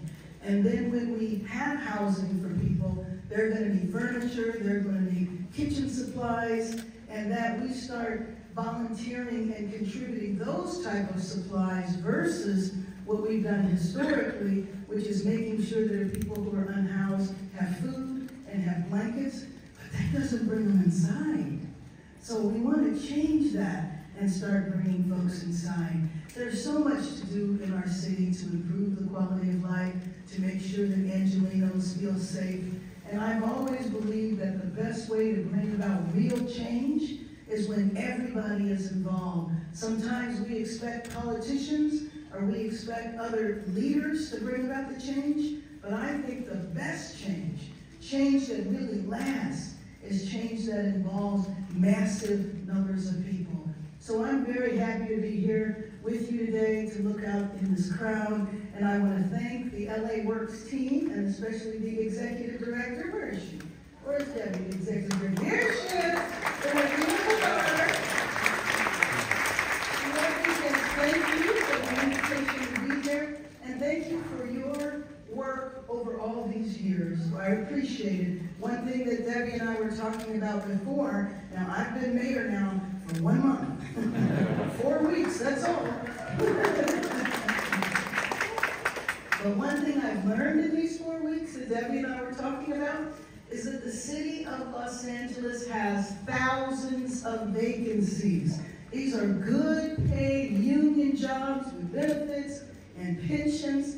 And if you want to help the city, you can help the city as a volunteer. But those of you that need jobs, or if you know of people that need jobs, you can help the city by coming to work in one of the various departments. People complain, why can't my streets be clean? But I don't think they realize there's 900 vacancies in that one department alone. So continue your volunteerism, continue contributing to Los Angeles, and spread the word. Come work for the city. Thank you, thank you, thank you. I just love listening to her speak. I love her solution-based approach. And I don't know how she does it, because I would never have the patience to deal with so much. But when you know there's a solution and you're confident in the truth, I think that helps us all kind of just be more easygoing about it and less, like spiteful, because oh my gosh, it's so crazy out there. So as we move along, someone said something. I love this question. It says, is it curing homelessness or the housing crisis? I think it can cure both at the same time. And the reparations claim is saying, what, we should get probably what, about anywhere from $200,000 to $400,000 each. Californian, they said $559 billion is the proposal for reparations in the great state of California. More on that as we get into, we're catching up here. We're in the current month. That was maybe about a week ago. We had 9 atmospheric rivers just dump on the city of Los Angeles. And this actually, my TikTok is at more than 700,000 video views, about 40,000 likes. And I wanted to show this again. So a little bit earlier when we were talking about the weather, and it's funny because I wish TikTok could really do like more of like a big screen, but we had maybe a few years ago they said it would take 2 weeks of like a monsoon like rain to pour down on the city in order for us to be out of the drought. And that was years ago. Well, 9 atmospheric rivers. What is an atmospheric river? It's literally a river in the sky dumped down on us. And basically, we're not used to that in California. It's not normal. So the flooding actually brought a lot of devastation. The LA River, which is normally like a concrete ditch that just kind of receives the overflow. Sometimes cars are down there sleeping. Homeless people are down there. And just 5 minutes, 10 minutes of rain just sends floods of water into this area. So I want to kind of show the complexities of that. And people must have liked this video. I got some B-roll of the LA River before and after. Just wanted to share that real quick. the Los Angeles River before and after it rained in Southern California.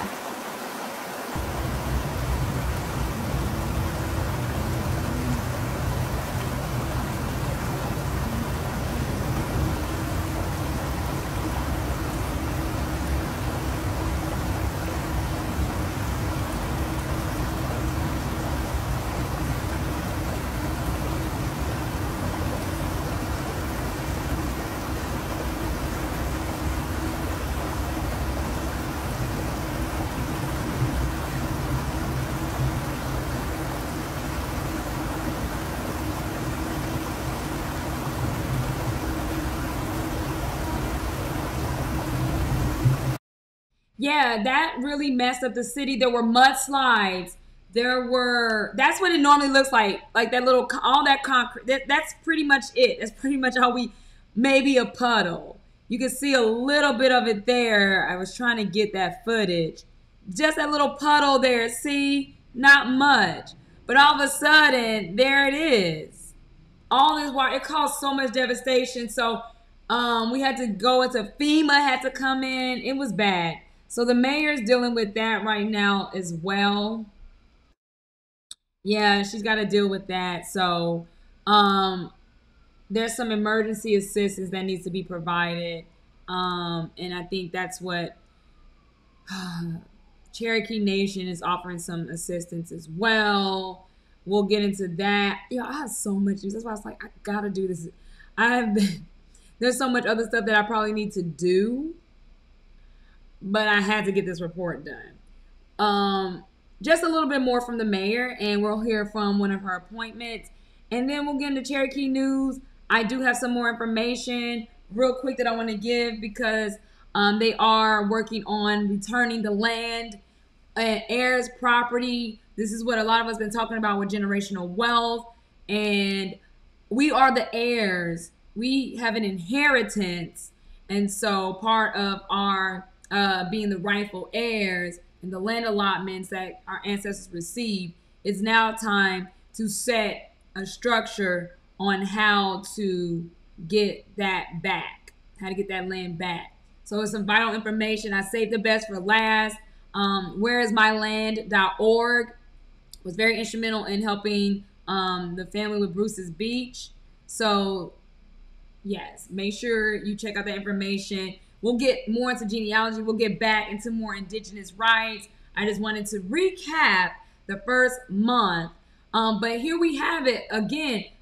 Black women, sisters, are getting the job done in the city of Los Angeles. And here we have appointment, vote, whatever you want to call it, Dr. Valencia Adams Kellum. And she is now over the Los Angeles Homeless Services Authority. I know this is a lot of municipal city news. It's a lot of information, a lot of speeches, a lot of talking. But listen to the action plan and the strategy. Thanks for your comments. Let me know what you think. And we'll go from there. It's great. Good morning, everyone. Good morning. First, let me address the horrific events this weekend. What happened over the weekend as Monterey Park was bringing in the Lunar New Year is absolutely devastating. Families deserve to celebrate the holidays in peace. Mass shooting and gun violence are a plague on our communities. I spoke with Monterey Park Mayor Lowe yesterday and offered the full support of the City of Los Angeles. We have developed and deployed trained members of our crisis response team, which included volunteers who are helping to translate Cantonese and Mandarin for residents of Monterey Park. As a mark of respect for the victims, I have requested that flags be flown at half-mast through Thursday, January 26th. Know this, the City of Los Angeles will always stand with our neighbors, and our region will always stand united. Our hearts go out to Monterey Park and the family and friends of those they lost. Now let's turn to the original reason for this gathering. City, county, commission, community, for too long and too often, they work separately on our homelessness crisis. Meanwhile, you can imagine the crisis only deepened. Today, however, we are taking a great leap forward in our work to lock arms around a unified and regional strategy by appointing Dr. Valicia Adams Kellum as CEO of the Los Angeles Homeless Service Authority. Dr. Adams Kellum was instrumental in developing the city's new Inside Safe strategy to house Angelenos living in homeless encampments. And she has led the initial deployment at 2 chronic sites in Hollywood and Venice. She has spent years innovating and developing superior and successful ways to transition people from the streets and into lasting stability and permanent housing as CEO of St. Joseph's Center and in other roles. So Dr. Adams Kellum is able to jump in immediately with urgency and is a perfect fit to help lead Los Angeles forward on housing people and restoring our neighborhoods. First, however, Dr. Adams Kellum will be working from the mayor's office, advising our Chief of Homelessness and Housing Solutions, Mercedes Marquez, and the rest of the administration on the continued building out of the encampment resolution component of Inside Safe. Again, we are talking about real alignment across everyone and every entity represented here today. The goal of the mayor's office is to institutionalize Inside Safe to be a permanent feature of my administration.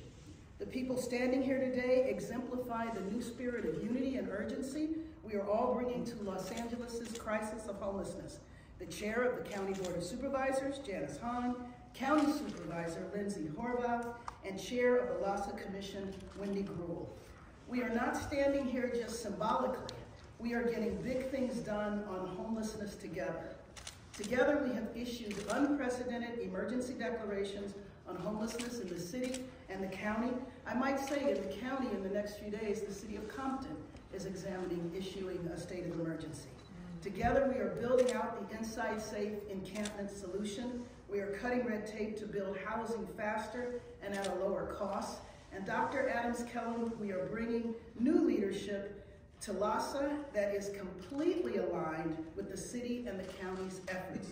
With more than 40,000 unhoused people within the city of Los Angeles and more than 67 if you include all across the county of Los Angeles, a unified approach is the only way we can make a difference, and that's exactly the road we are on.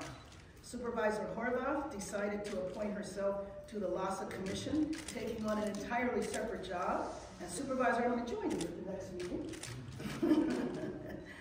So we commemorate a new day in Los Angeles, one of unity and urgency behind life-saving work to house people and restore our neighborhoods across both the city of Los Angeles and the entire county, all 88 cities strong.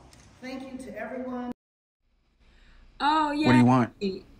Oh. Want a job that I don't hate. Hold on, I like this. Want to do something that matters, but I don't know what that thing is. I feel like I want someone to tell me exactly what to do. I want to stop feeling like if I take one more step, I'm just going to fall into a pit forever. I mean, what do you want to eat? Oh, pad thai.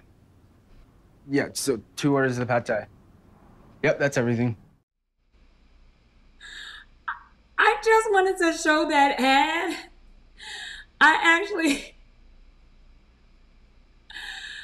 I love those BetterHelp commercials. I'm so glad I got to share that. That's how it is talking to so many people. Like, people are so vain. That's the commercial. It's another one that's like that. I be loving those BetterHelp commercials. I just had to put that out there. Thank you, thank you, thank you. So, we got some more people in. Thank you. So, yes, this mayor. So, that's pretty much all I have for the mayor this week. Back at City Hall, she was having a press conference, and I was asking everybody, I was like, what is... Look, all I know is the mayor come calling and I come running.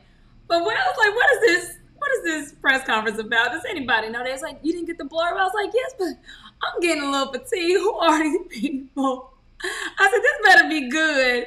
I told him, I said, y'all, this better be good. And what happened was,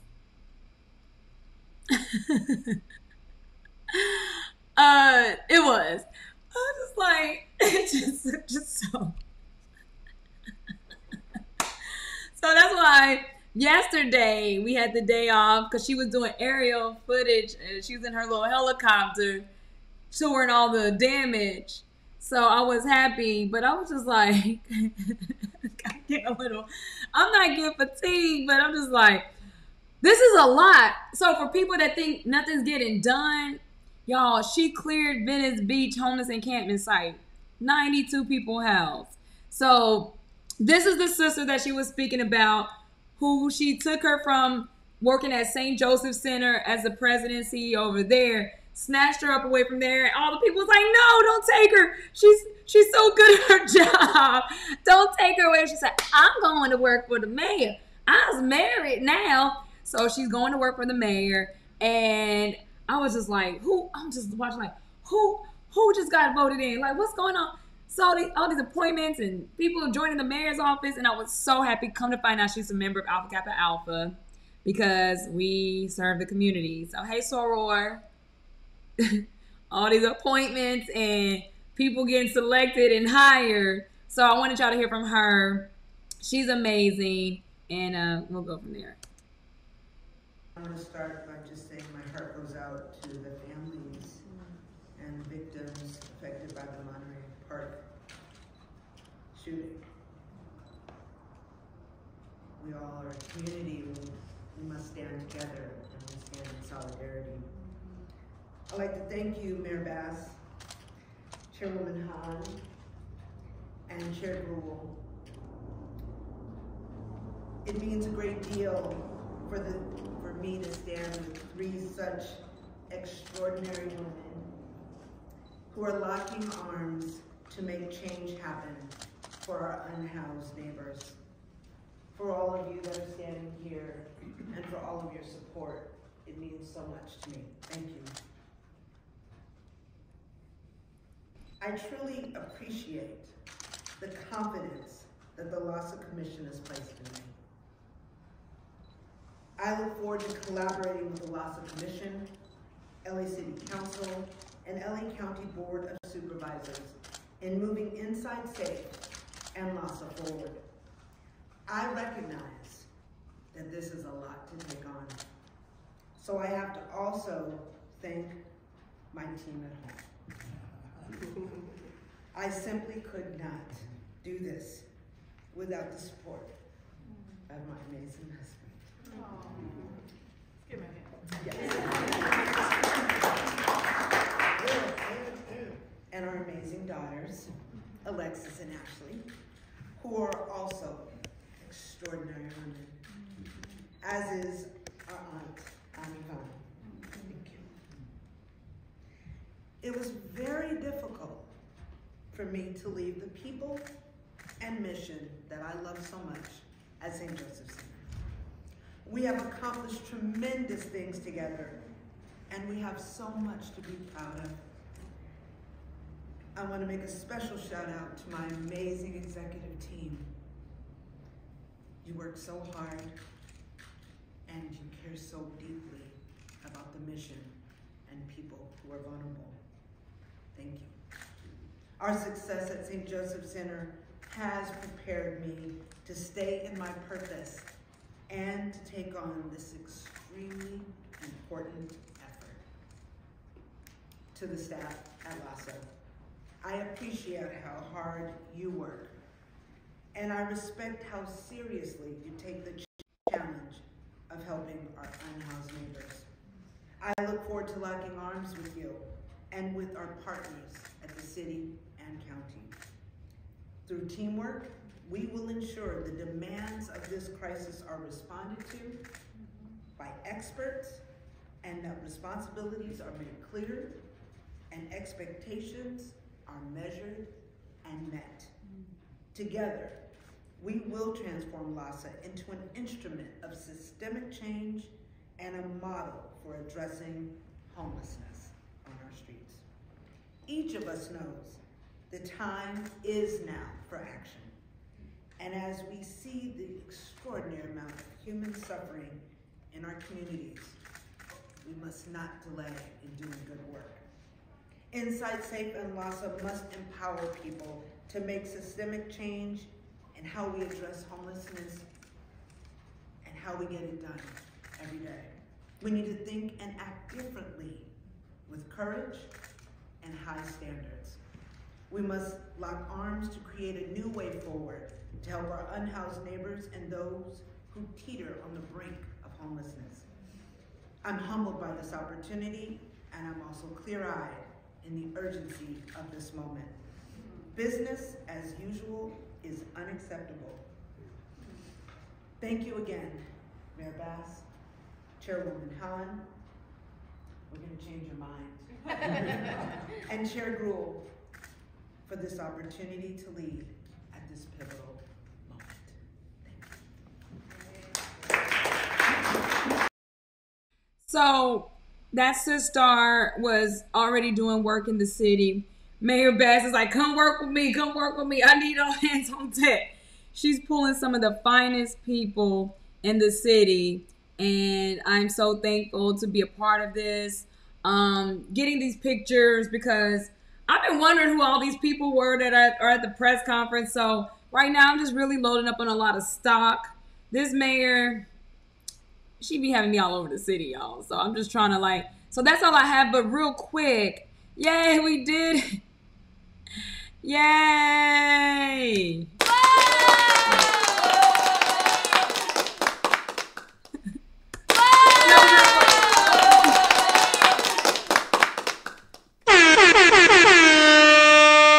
We successfully covered the mayor of Los Angeles, taking on the challenge. Also, using my editorial skills to say, I'm good on that part. The day she went to the sanitation department, I was like, I'm good on that one. Just give me an update, and I'll note it in my notes. But it was some really good stuff that came out of there. But gotta be a little selective. It's so much. When she was at the mission, I joined her LA mission. When she was passing out plates, that was great. Passing out gifts. It was some nice gifts too. I know I would have enjoyed them if I was a child. But Cherokee Nation has some updates, some real quick updates from Cherokee Nation. So back in the day, they would call him an Indian agent. This time, they call it a tribal representative. So for Cherokee Nation, those that do not live on the reservation are known as members at large. So those that are, live on the reservation, Cherokee Nation, of course, they get all the full benefits and all the rights and privileges that come with that. But not everybody wants to live on the reservation. So for those that don't live on the reservation, first and foremost, I'm in agreement with Dr. Julia Coates that you should go to Tahlequah. You should go to Cherokee Nation. It's 14 counties in Oklahoma. Go there when you can. And if you can go for medical appointments, definitely do that as well. So we have what we call Chalaki LA. Chalaki is the official name of the Cherokee. And for all those that live in Southern California, Chalaki LA, us being members at large, we have meetings where we discuss the business. They bring some of the finer points. And if you have other questions, you might be able to speak to the tribal counselor representative.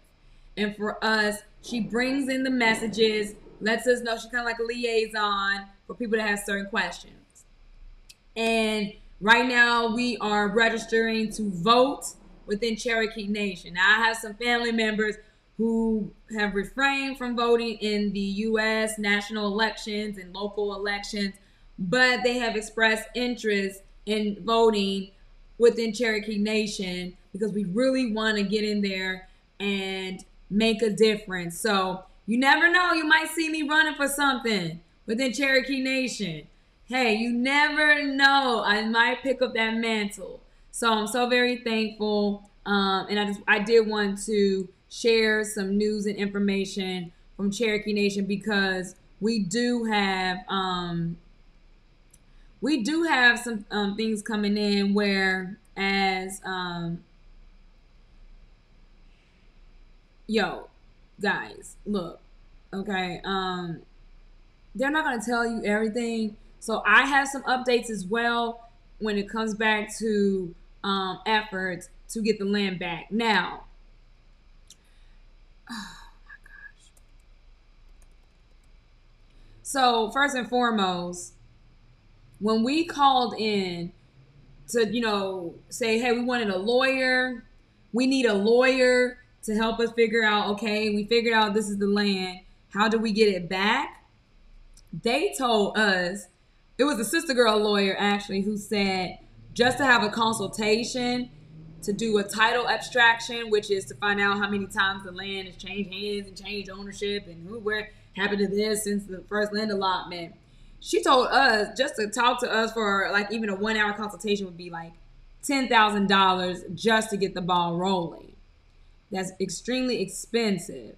So I want to, for those that tune into this broadcast, to also know that there's news information, y'all. I'm having so much news to share. Look, I have seen people get involved with these videos. Those manosphere videos be 8 hours long, and they be sitting there like going through some like very violent situations. So if people can sit through that, you can. And I know it's like so late. People are like, this is late night news you could use, but we're here. So I just wanted to get this going quickly. Here we go. Thank you for tuning in. It's really, really good to be back with you all. This is not the first time you've been back in person, is it? No, we had a stickball game. Yeah, but it's the first time back here for a while. Am I right about that? And so thank you to David and Helen, as always, who opened up this space and to, were they at your house, Todd? Was everyone at your house? Where was that? For stickball? Oh, at Legion Park. At Legion Park. Todd and also has meetings at his place many times, but at any rate, it is really, really good to be back together in person with all of you again. It's been a very long time, it feels like. So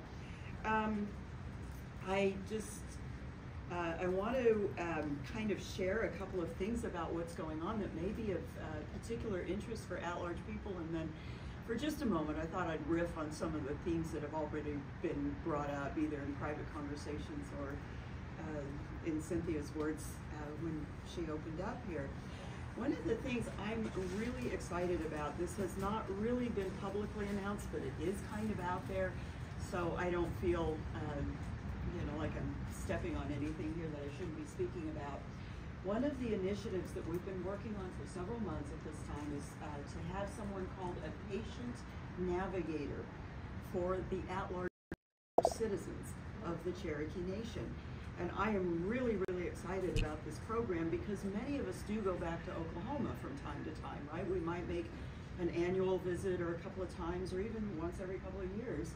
And it can be really nice to drop into the Cherokee Nation Health Services during that visit sometimes, just to get our routine care, our routine dental care, our annual checkup, whatever it may be, whatever might be available at those health centers. But if any of you have ever tried to make an appointment at those places, that's the nightmare part of it, right? Because there is only a certain window of time when you can call, to even try and get an appointment. Because of that, you're just going to get a busy signal, a busy signal, a busy signal, and you might actually try for weeks to get that appointment before you finally get through. And then you're kind of at their mercy in terms of when they can get you onto the schedule. So this is the thing that we know, and maybe it impacts people who are more local in Tulsa and other places, but it also impacts all of us who do go back there, on a more or less regular basis.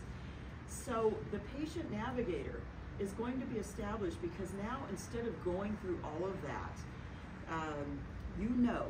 I'm going to be back there 6 months from now. This is the week when I will be there, right? And I'd like to get some routine dental care. I'd like to get a routine checkup, whatever it may be that they are offering. Now there is going to be one place where you can go. It's not going to be one navigator because the need is going to be larger than that, but there will be one place that you can go. You can give them that information. I want an appointment for this, this, and this. And these are the days when I'm going to be there. And they will set up those appointments for you. And I'm just, it's amazing. I'm no one special. I went through all of that trying to get a dental appointment because the dentists here, well, we won't go into that, but anyway.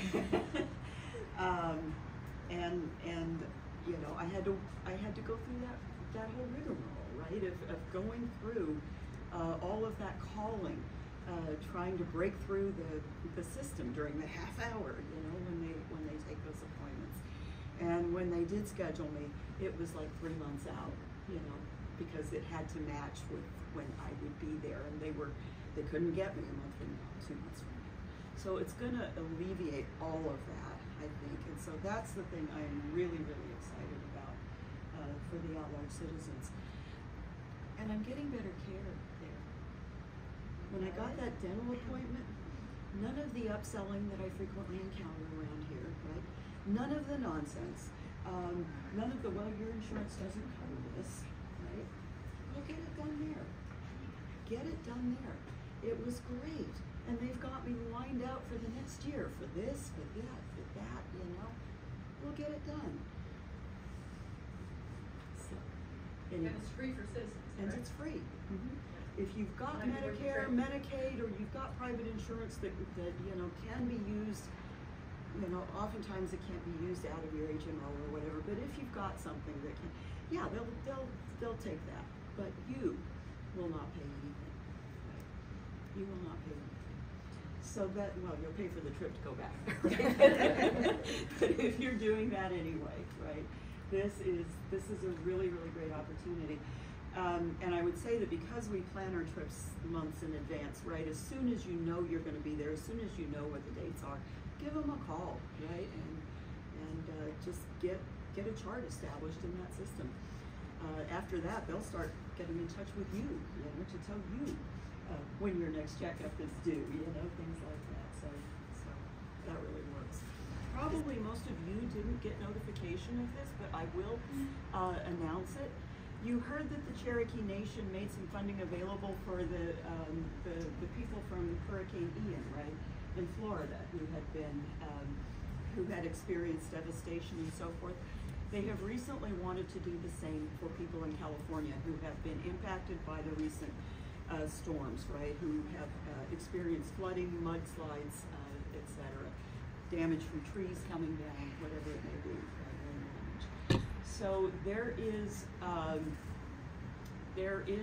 $500 you know, assistance from the Cherokee Nation that is being offered. The application just went up yesterday or the day before. This is for citizens in the counties that FEMA has identified where the individual need is really greatest, right? So they're not looking at infrastructure, they're not looking at other things, you know, but for those who have had individual damage in the counties of Merced, Monterey, Sacramento, San Joaquin, San Luis Obispo, Santa Barbara, and Santa Cruz. Right? So that's not us. We're on the FEMA emergency thing for infrastructure damage and other things, but for individual Cherokee Nation citizens who are in any of those 7 counties and who have experienced damage of some sort can apply through the Gadugi portal for $500 of assistance from the Cherokee Nation. So that just went up yesterday. And so if you have relatives or you know people who are in those counties, get word out to them, right, about this particular assistance. Nation Foundation scholarships closed on December 31st, but what then just opened were the Cherokee Nation scholarships themselves. This is not generally available to at-large citizens unless an at-large citizen is eligible for the federal Pell Grant, which is a low-income grant, right? The federal Pell Grant. So if you have a student or know of someone whose student is eligible for that Pell Grant, then they are also eligible for the Cherokee Nation scholarship as well. The education department doesn't tell us this when we call in, right? So I'm telling you, ask them, say, I'm eligible for the Pell, and they will say, oh, okay, that's very different, and they'll get you into that process. But other things that are coming up is that a couple of years ago, I established something using Cherokee Nation Community Assistance Funds with the Tulsa Community Foundation, it's TCF. It is called the Jack Baker At-Large Service Scholarship.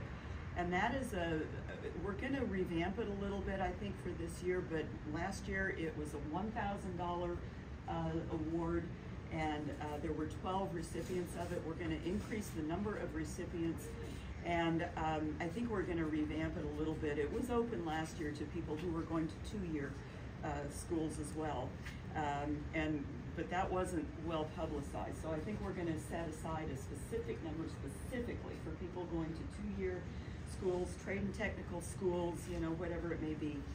And I think I'd like to open it up also to some number of students who are in grad school also, because the Cherokee Nation has nothing at this time for graduate students, which is, we used to, and I think we took those funds and started shoveling it into the undergraduate degrees just because that's where the real, you know, numbers were. So anyway, that scholarship is going to be opening up within a few weeks, probably sometime in February. It'll have a cutoff date of March 31st or April 15th at the latest. So it will be open for 4 to 6 weeks, something like that probably. And I will definitely get word out to people on my list about it.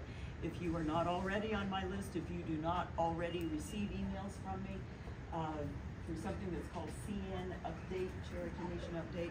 See me today, get on my list, right? I'll get your information so that you'll start receiving those blasts as well with this kind.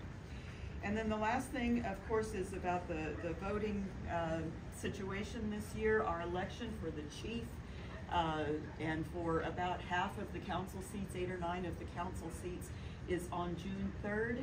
And then the runoff date, if needed, is July 8th. So that's coming up. The process for voting is that you have to register to vote, first of all. There is a form to do that. If you are already registered to vote, you do not need to do it again, right? Just that is a one-time thing. But what you have to do every year or every election is to request an absentee ballot request form, right? And that trips people up here in California, because once you have requested or registered to receive an absentee ballot, you're always going to automatically receive it. And people think it's that way with the Cherokee Nation. Things are tighter, just because it's in Oklahoma, their processes tend to follow those of the state much more, right? Which is a much more conservative process than what it is here in California. So the absentee ballot request has to be submitted every election cycle. So that's the one that even if you voted in a previous election, you're still going to have to request that form again, right? And in case you don't know where to send your absentee ballot request, we have some envelopes that are already addressed. But you can scan it and email it in too. Yeah. Yeah, you can fax it in to them. You can take a picture of it and send it to them, right? So they want to let you vote. Yeah, you can get mixed messages on that point, but on this one, yes, they're pretty liberal about how they will accept the extra form that they require of you, right? So yeah. Yes, thank you. But those envelopes are good, because I know not everybody has the machinery, right, to scan, fax, etc. So, there is that. There are some dates that I was looking for here, but and I'll have them in just a moment. I think March 31st is the date to register to vote if you are not already registered, and then April 10th is the cutoff date to accept absentee ballot requests. all at-large citizens must vote by absentee ballot unless you happen to be in Tahlequah, you know, on early voting dates, which is the week before the election. Yay! We got through another tribal meeting. We'll do more of the cultural stuff later. It's so much information that we need to get out. So real quick, I have to do this with Bruce's Beach because they're giving the land back to LA County, right? As they get the land back, then they get the land back. It's a quick report. It's a quick report. We don't even we just gonna go right into it. It's just so much. It's just so much. Oh my God, it's quick. It's real quick. You might miss Bruce's Beach. The Bruce family has decided to sell it back to LA County for nearly $20 million. In July, the Manhattan Beach property was deeded back to the family. The land was owned by Charles and Willa Bruce. They'd operated a resort for black residents. Nearly a century ago, the city of Manhattan Beach seized that land. LA County Supervisor Janice Hahn said in a statement, "This is what reparations look like." That was quick. Okay, real quick. Real quick. One more. Just so you... Pricey piece of waterfront property known as Bruce's Beach will be sold back to LA County for $20 million. The Manhattan Beach property was recently given back to descendants of Charles and Willa Bruce. They bought the parcel more than 100 years ago with plans to open a resort for black residents, but the city seized the land, which eventually became a park.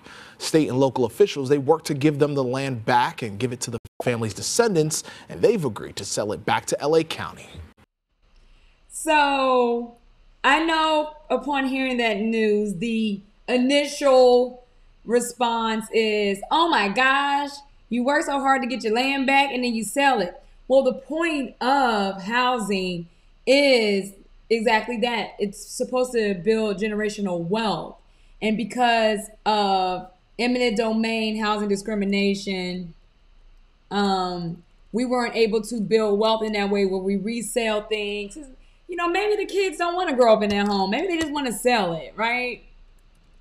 And so a lot of people didn't want to talk about this, but I will. Yes. So I wanted to share some quick notes here. I'm going to, this is rapid fire as we exit out of this broadcast. So when they start putting numbers out there, that's where I was intrigued. I was pretty much intrigued when they were starting to give, how much are these so-called reparations going to run us? Some people are noting, I think they said, this came out in December. And it was a UK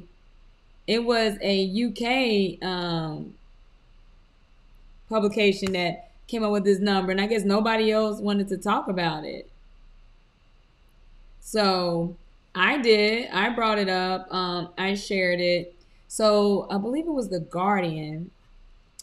And Gavin Newsom is behind this. And that's why a lot of people didn't want to have him reelected. So I think did they say 500? No, I think they said 559. Is it mil? Oh, 559 billion. Yeah, that's the number they're running right now.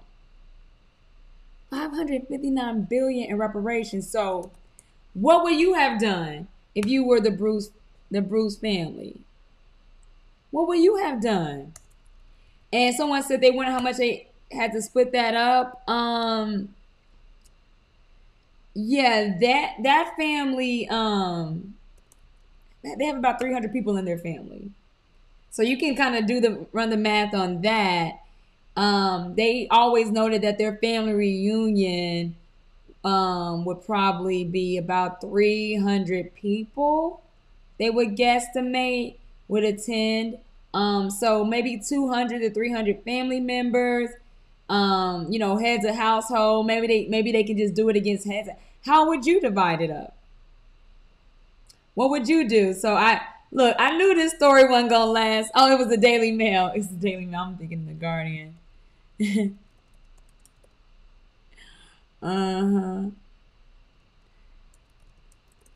And you know I'm gonna get this story for y'all. So if there was housing discrimination, housing crisis, yeah, here it is. I knew it came out in December. I just wanted to make sure. Yes.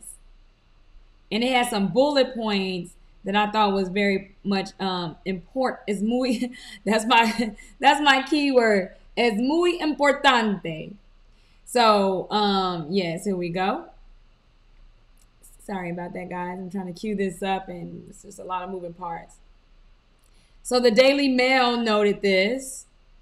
The chair of the California Reparations Task Force, the committee demands, you know, a Bureau of African American Affairs to arrange payments of $225,000 per person. I ain't going nowhere. You can't pay me to leave California right now. $225,000. Are we still good here? Or like, can y'all hear me or not? I don't want no ads. Okay. I want to make sure we still. Y'all can act like y'all don't hear this. Well, this is what we've been working on. That's why I'm like, I don't get into arguments with people. Camila Moore, people arguing with her on Clubhouse. I thought that was so weird.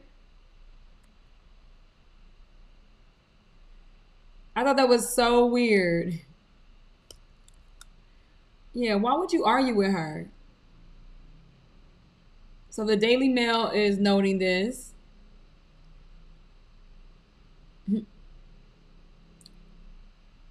Yeah.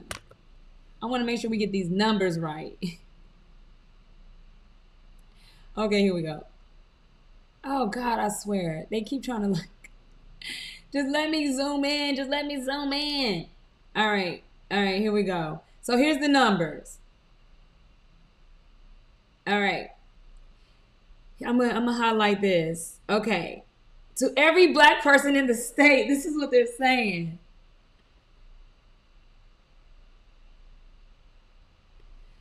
They want to give $225,000 to every black person in the state. Camila Moore said that the money is the maximum. It only applies to people who suffer housing discrimination between 1933 and 1977. So we're getting really specific here. This is just for housing discrimination alone. The committee deciding which California resident will receive reparations and how much they will receive will have final meetings Wednesday and Thursday. This is going to bode so well for a lot of the elders. The committee deciding which California resident will receive the reparations. A task force was set up in California to make proposals. This is part of the proposal of ideas. They said nearly 6.5% of California residents. Okay, so we must be 9% of the LA population. So so-called black people or African American we're only 6.5% of California residents.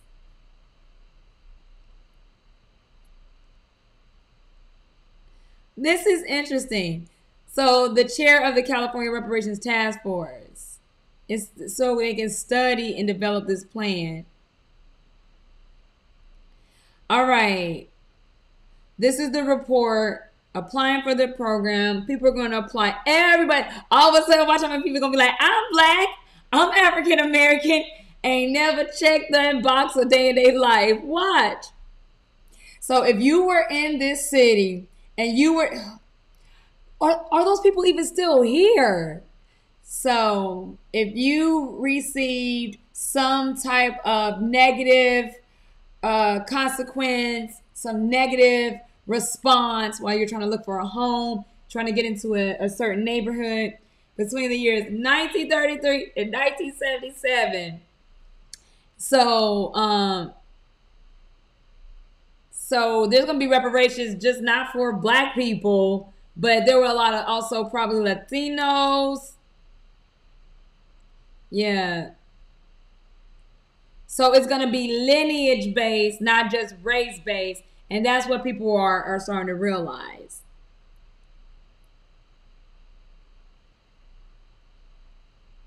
So they're saying it's not gonna be all Black people. Because think about it, some of y'all's great grandparents, some of y'all grandparents, some of y'all parents, y'all, it's crazy.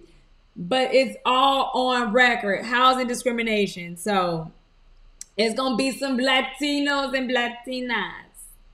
So the Reparations Task Force, there's our guy, Gavin Newsom. So that's why, y'all, $220,000 per person. So those people are they're elderly now. We're not even talking about slavery reparation. We're talking about housing discrimination. So this is not about the people that face housing discrimination in the 80s and the 90s and even still today. But we'll see how this all rolls out. So people have been working on this. Here comes the brother soldiers. Ain't gonna get nothing done. Here comes the obstructionist. That's why I'm like, y'all get out of that Black community. Get out of that. Get out of that. Oh, here it is. Oh, look at it. Look at the little thing, little 5 key questions. Here's some more questions. What are the damage time frames? This becomes even more important for the prioritization of African American descendants of persons enslaved in the United States. This is around 1865 to 1960. Oh my gosh. What if my ancestors were in LA around that time? Will there be a California residency requirement? If yes, how will it be determined? What if you no longer live in California? These are really good questions. What year determines the beginning of harm done? Are there different starting points and end points for each atrocity category? Oh my gosh. Will direct victims and or all African American descendants of U.S. slavery in California who meet the residency requirement be compensated? Like, my thing is this: how do you even show that you applied for housing in LA? Do you got to go pull up your application from 1970? This is so fun, but look, something's being done. Good God, they can't even figure out how to get the money. How will reparations be paid and measured to ensure the form of payment aligns with the estimated damages? So, you know, we'll keep an eye on that. But here comes the NOTAPs.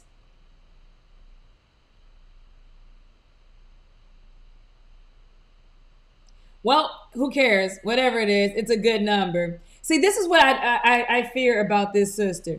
She is so busy trying to convince the scary NOTAPs. She's doing a great job, but she's letting them like tame her. This is so dangerous. Ugh, girl, yeah. Girl, stay away from them. Stay away. She is tap dancing trying to, because y'all, you know what it is? They be doxing and harassing. These men are very scary. They're very dangerous. I don't even want to talk about them. They are scary. They're destructive, dangerous, and violent. So we got to be very, very careful. These people harass. They are so, I'm like, when I say armed and dangerous and scary, I think they are intimidating her. This is the new form of terrorism. So, y'all, this is kind of it's really scary. Yeah. But she's a beta mule worshiper. This is where we got to cut off the report on Mayor Bass. She is really like, guess what? She ran for office in my district, and I did not vote for her. I'm happy she's leading this task force, but them no-teps, them Hebrew Israelites, y'all, they got her like, she's got like a gun to her back. They holding her hostage. Sister, blink twice if you need some assistance. She is, y'all, this is so scary. I really do. I would not want to be in her position. Oh God, the scary no-teps. She didn't talk to the media. She didn't talk to nobody else, but she got on Lord Abba Naheem show. I'm just gotta get out this story. Get out this story. It's scary. It's a scary situation. Yeah. No, that's not the no-tep. But girl, all these beta male worshipers. No, that's not the one that was going up against Karen Bass. She got her own media outlet. She's some little hood chick. Ain't nobody worry about them. They don't get nothing done. But y'all, we go back out of that story because them people are scary and dangerous. We're going back out of that story and we're going to go back to Cherokee Nation. Whoa. So yeah, Cherokee Nation has they are giving out $2 million to help us with our legal fees. And I wanted to share this story as well. Yeah, them no-tips are scary. They will kill you dead. They will kill you dead. Let me tell you. They even call themselves liking one of our sisters, crushing on her. And when she rejected them, they unalived her because she wasn't interested in dating them. So we got to be very careful. We got to be very careful. We don't even want to act like we don't know who these people are. But when I saw him, she was like, let me go in his show and clear it up. Because y'all, people live in other states that are watching what California doing reparations. They are intimidating that poor girl. They got her shaking in her boots. They scary, y'all. We need protection. They will dox you. They will harass you. And remember, she's a public servant, so I'm sure her information is out there. Okay, so this is what's happening with Cherokee Nation. Let's get out of the nigga-tep stories. Cherokee Nation has signed this agreement with USDA, and they will be helping with the relending program for heirs property. What is heirs property? We'll get to that. All right, this is coming out of Cherokee Nation. This is our newspaper. Okay. So as you can see, they're signing it over to get this loan program for all the legal fees it's going to take for us to get this land back. Because when you got to do title abstractions, you got to do heirs property, it can be expensive. So some people might need assistance. They might end up waiving some of the fees. So that'll be a good thing. But I wanted to just read to you all some information, and then we'll go from there. Okay, is that okay? Thank you. As we wrap it up here today. Ooh, that nigga no-tep story scared me. I had to get out of that. All right. So this is coming out, news out of Tahlequah as well. Okay. The Cherokee Nation signed a $2 million loan agreement with the USDA. Okay. And it's part of a relending program. It made the $2 million loan available to Cherokee Nation to relend to its citizens, the Cherokee Nation citizens, us, we the citizens, who are heirs to farmland and need help resolving ownership and succession issues. There's a lot of inheritance issues due to racism, like with Bruce's Beach, eminent domain. So we need to figure out what's happened. So what is heirs property? If you have family, listen up. I know we're at the end of the broadcast here. I know a lot of people won't make it this far. Quality, all right? Quality programming. This is the inverted pyramid, okay? All the best information is at the bottom, okay? People don't understand that part. Heirs property is family land that has been passed down to descendants without a will or deed to prove ownership. That is a lot of you all. Cherokee Nation is one of 3 entities. If you had family in Louisiana, Alabama, Mississippi, those areas as well. Maybe you're not Cherokee Nation, but if you had people in those areas, Texas, remember, without proof of ownership, it may become difficult for heirs to obtain federal benefits for farms and could force partition sales by third parties. Heir property issues have long been a barrier for many producers and landowners to access USDA programs and services.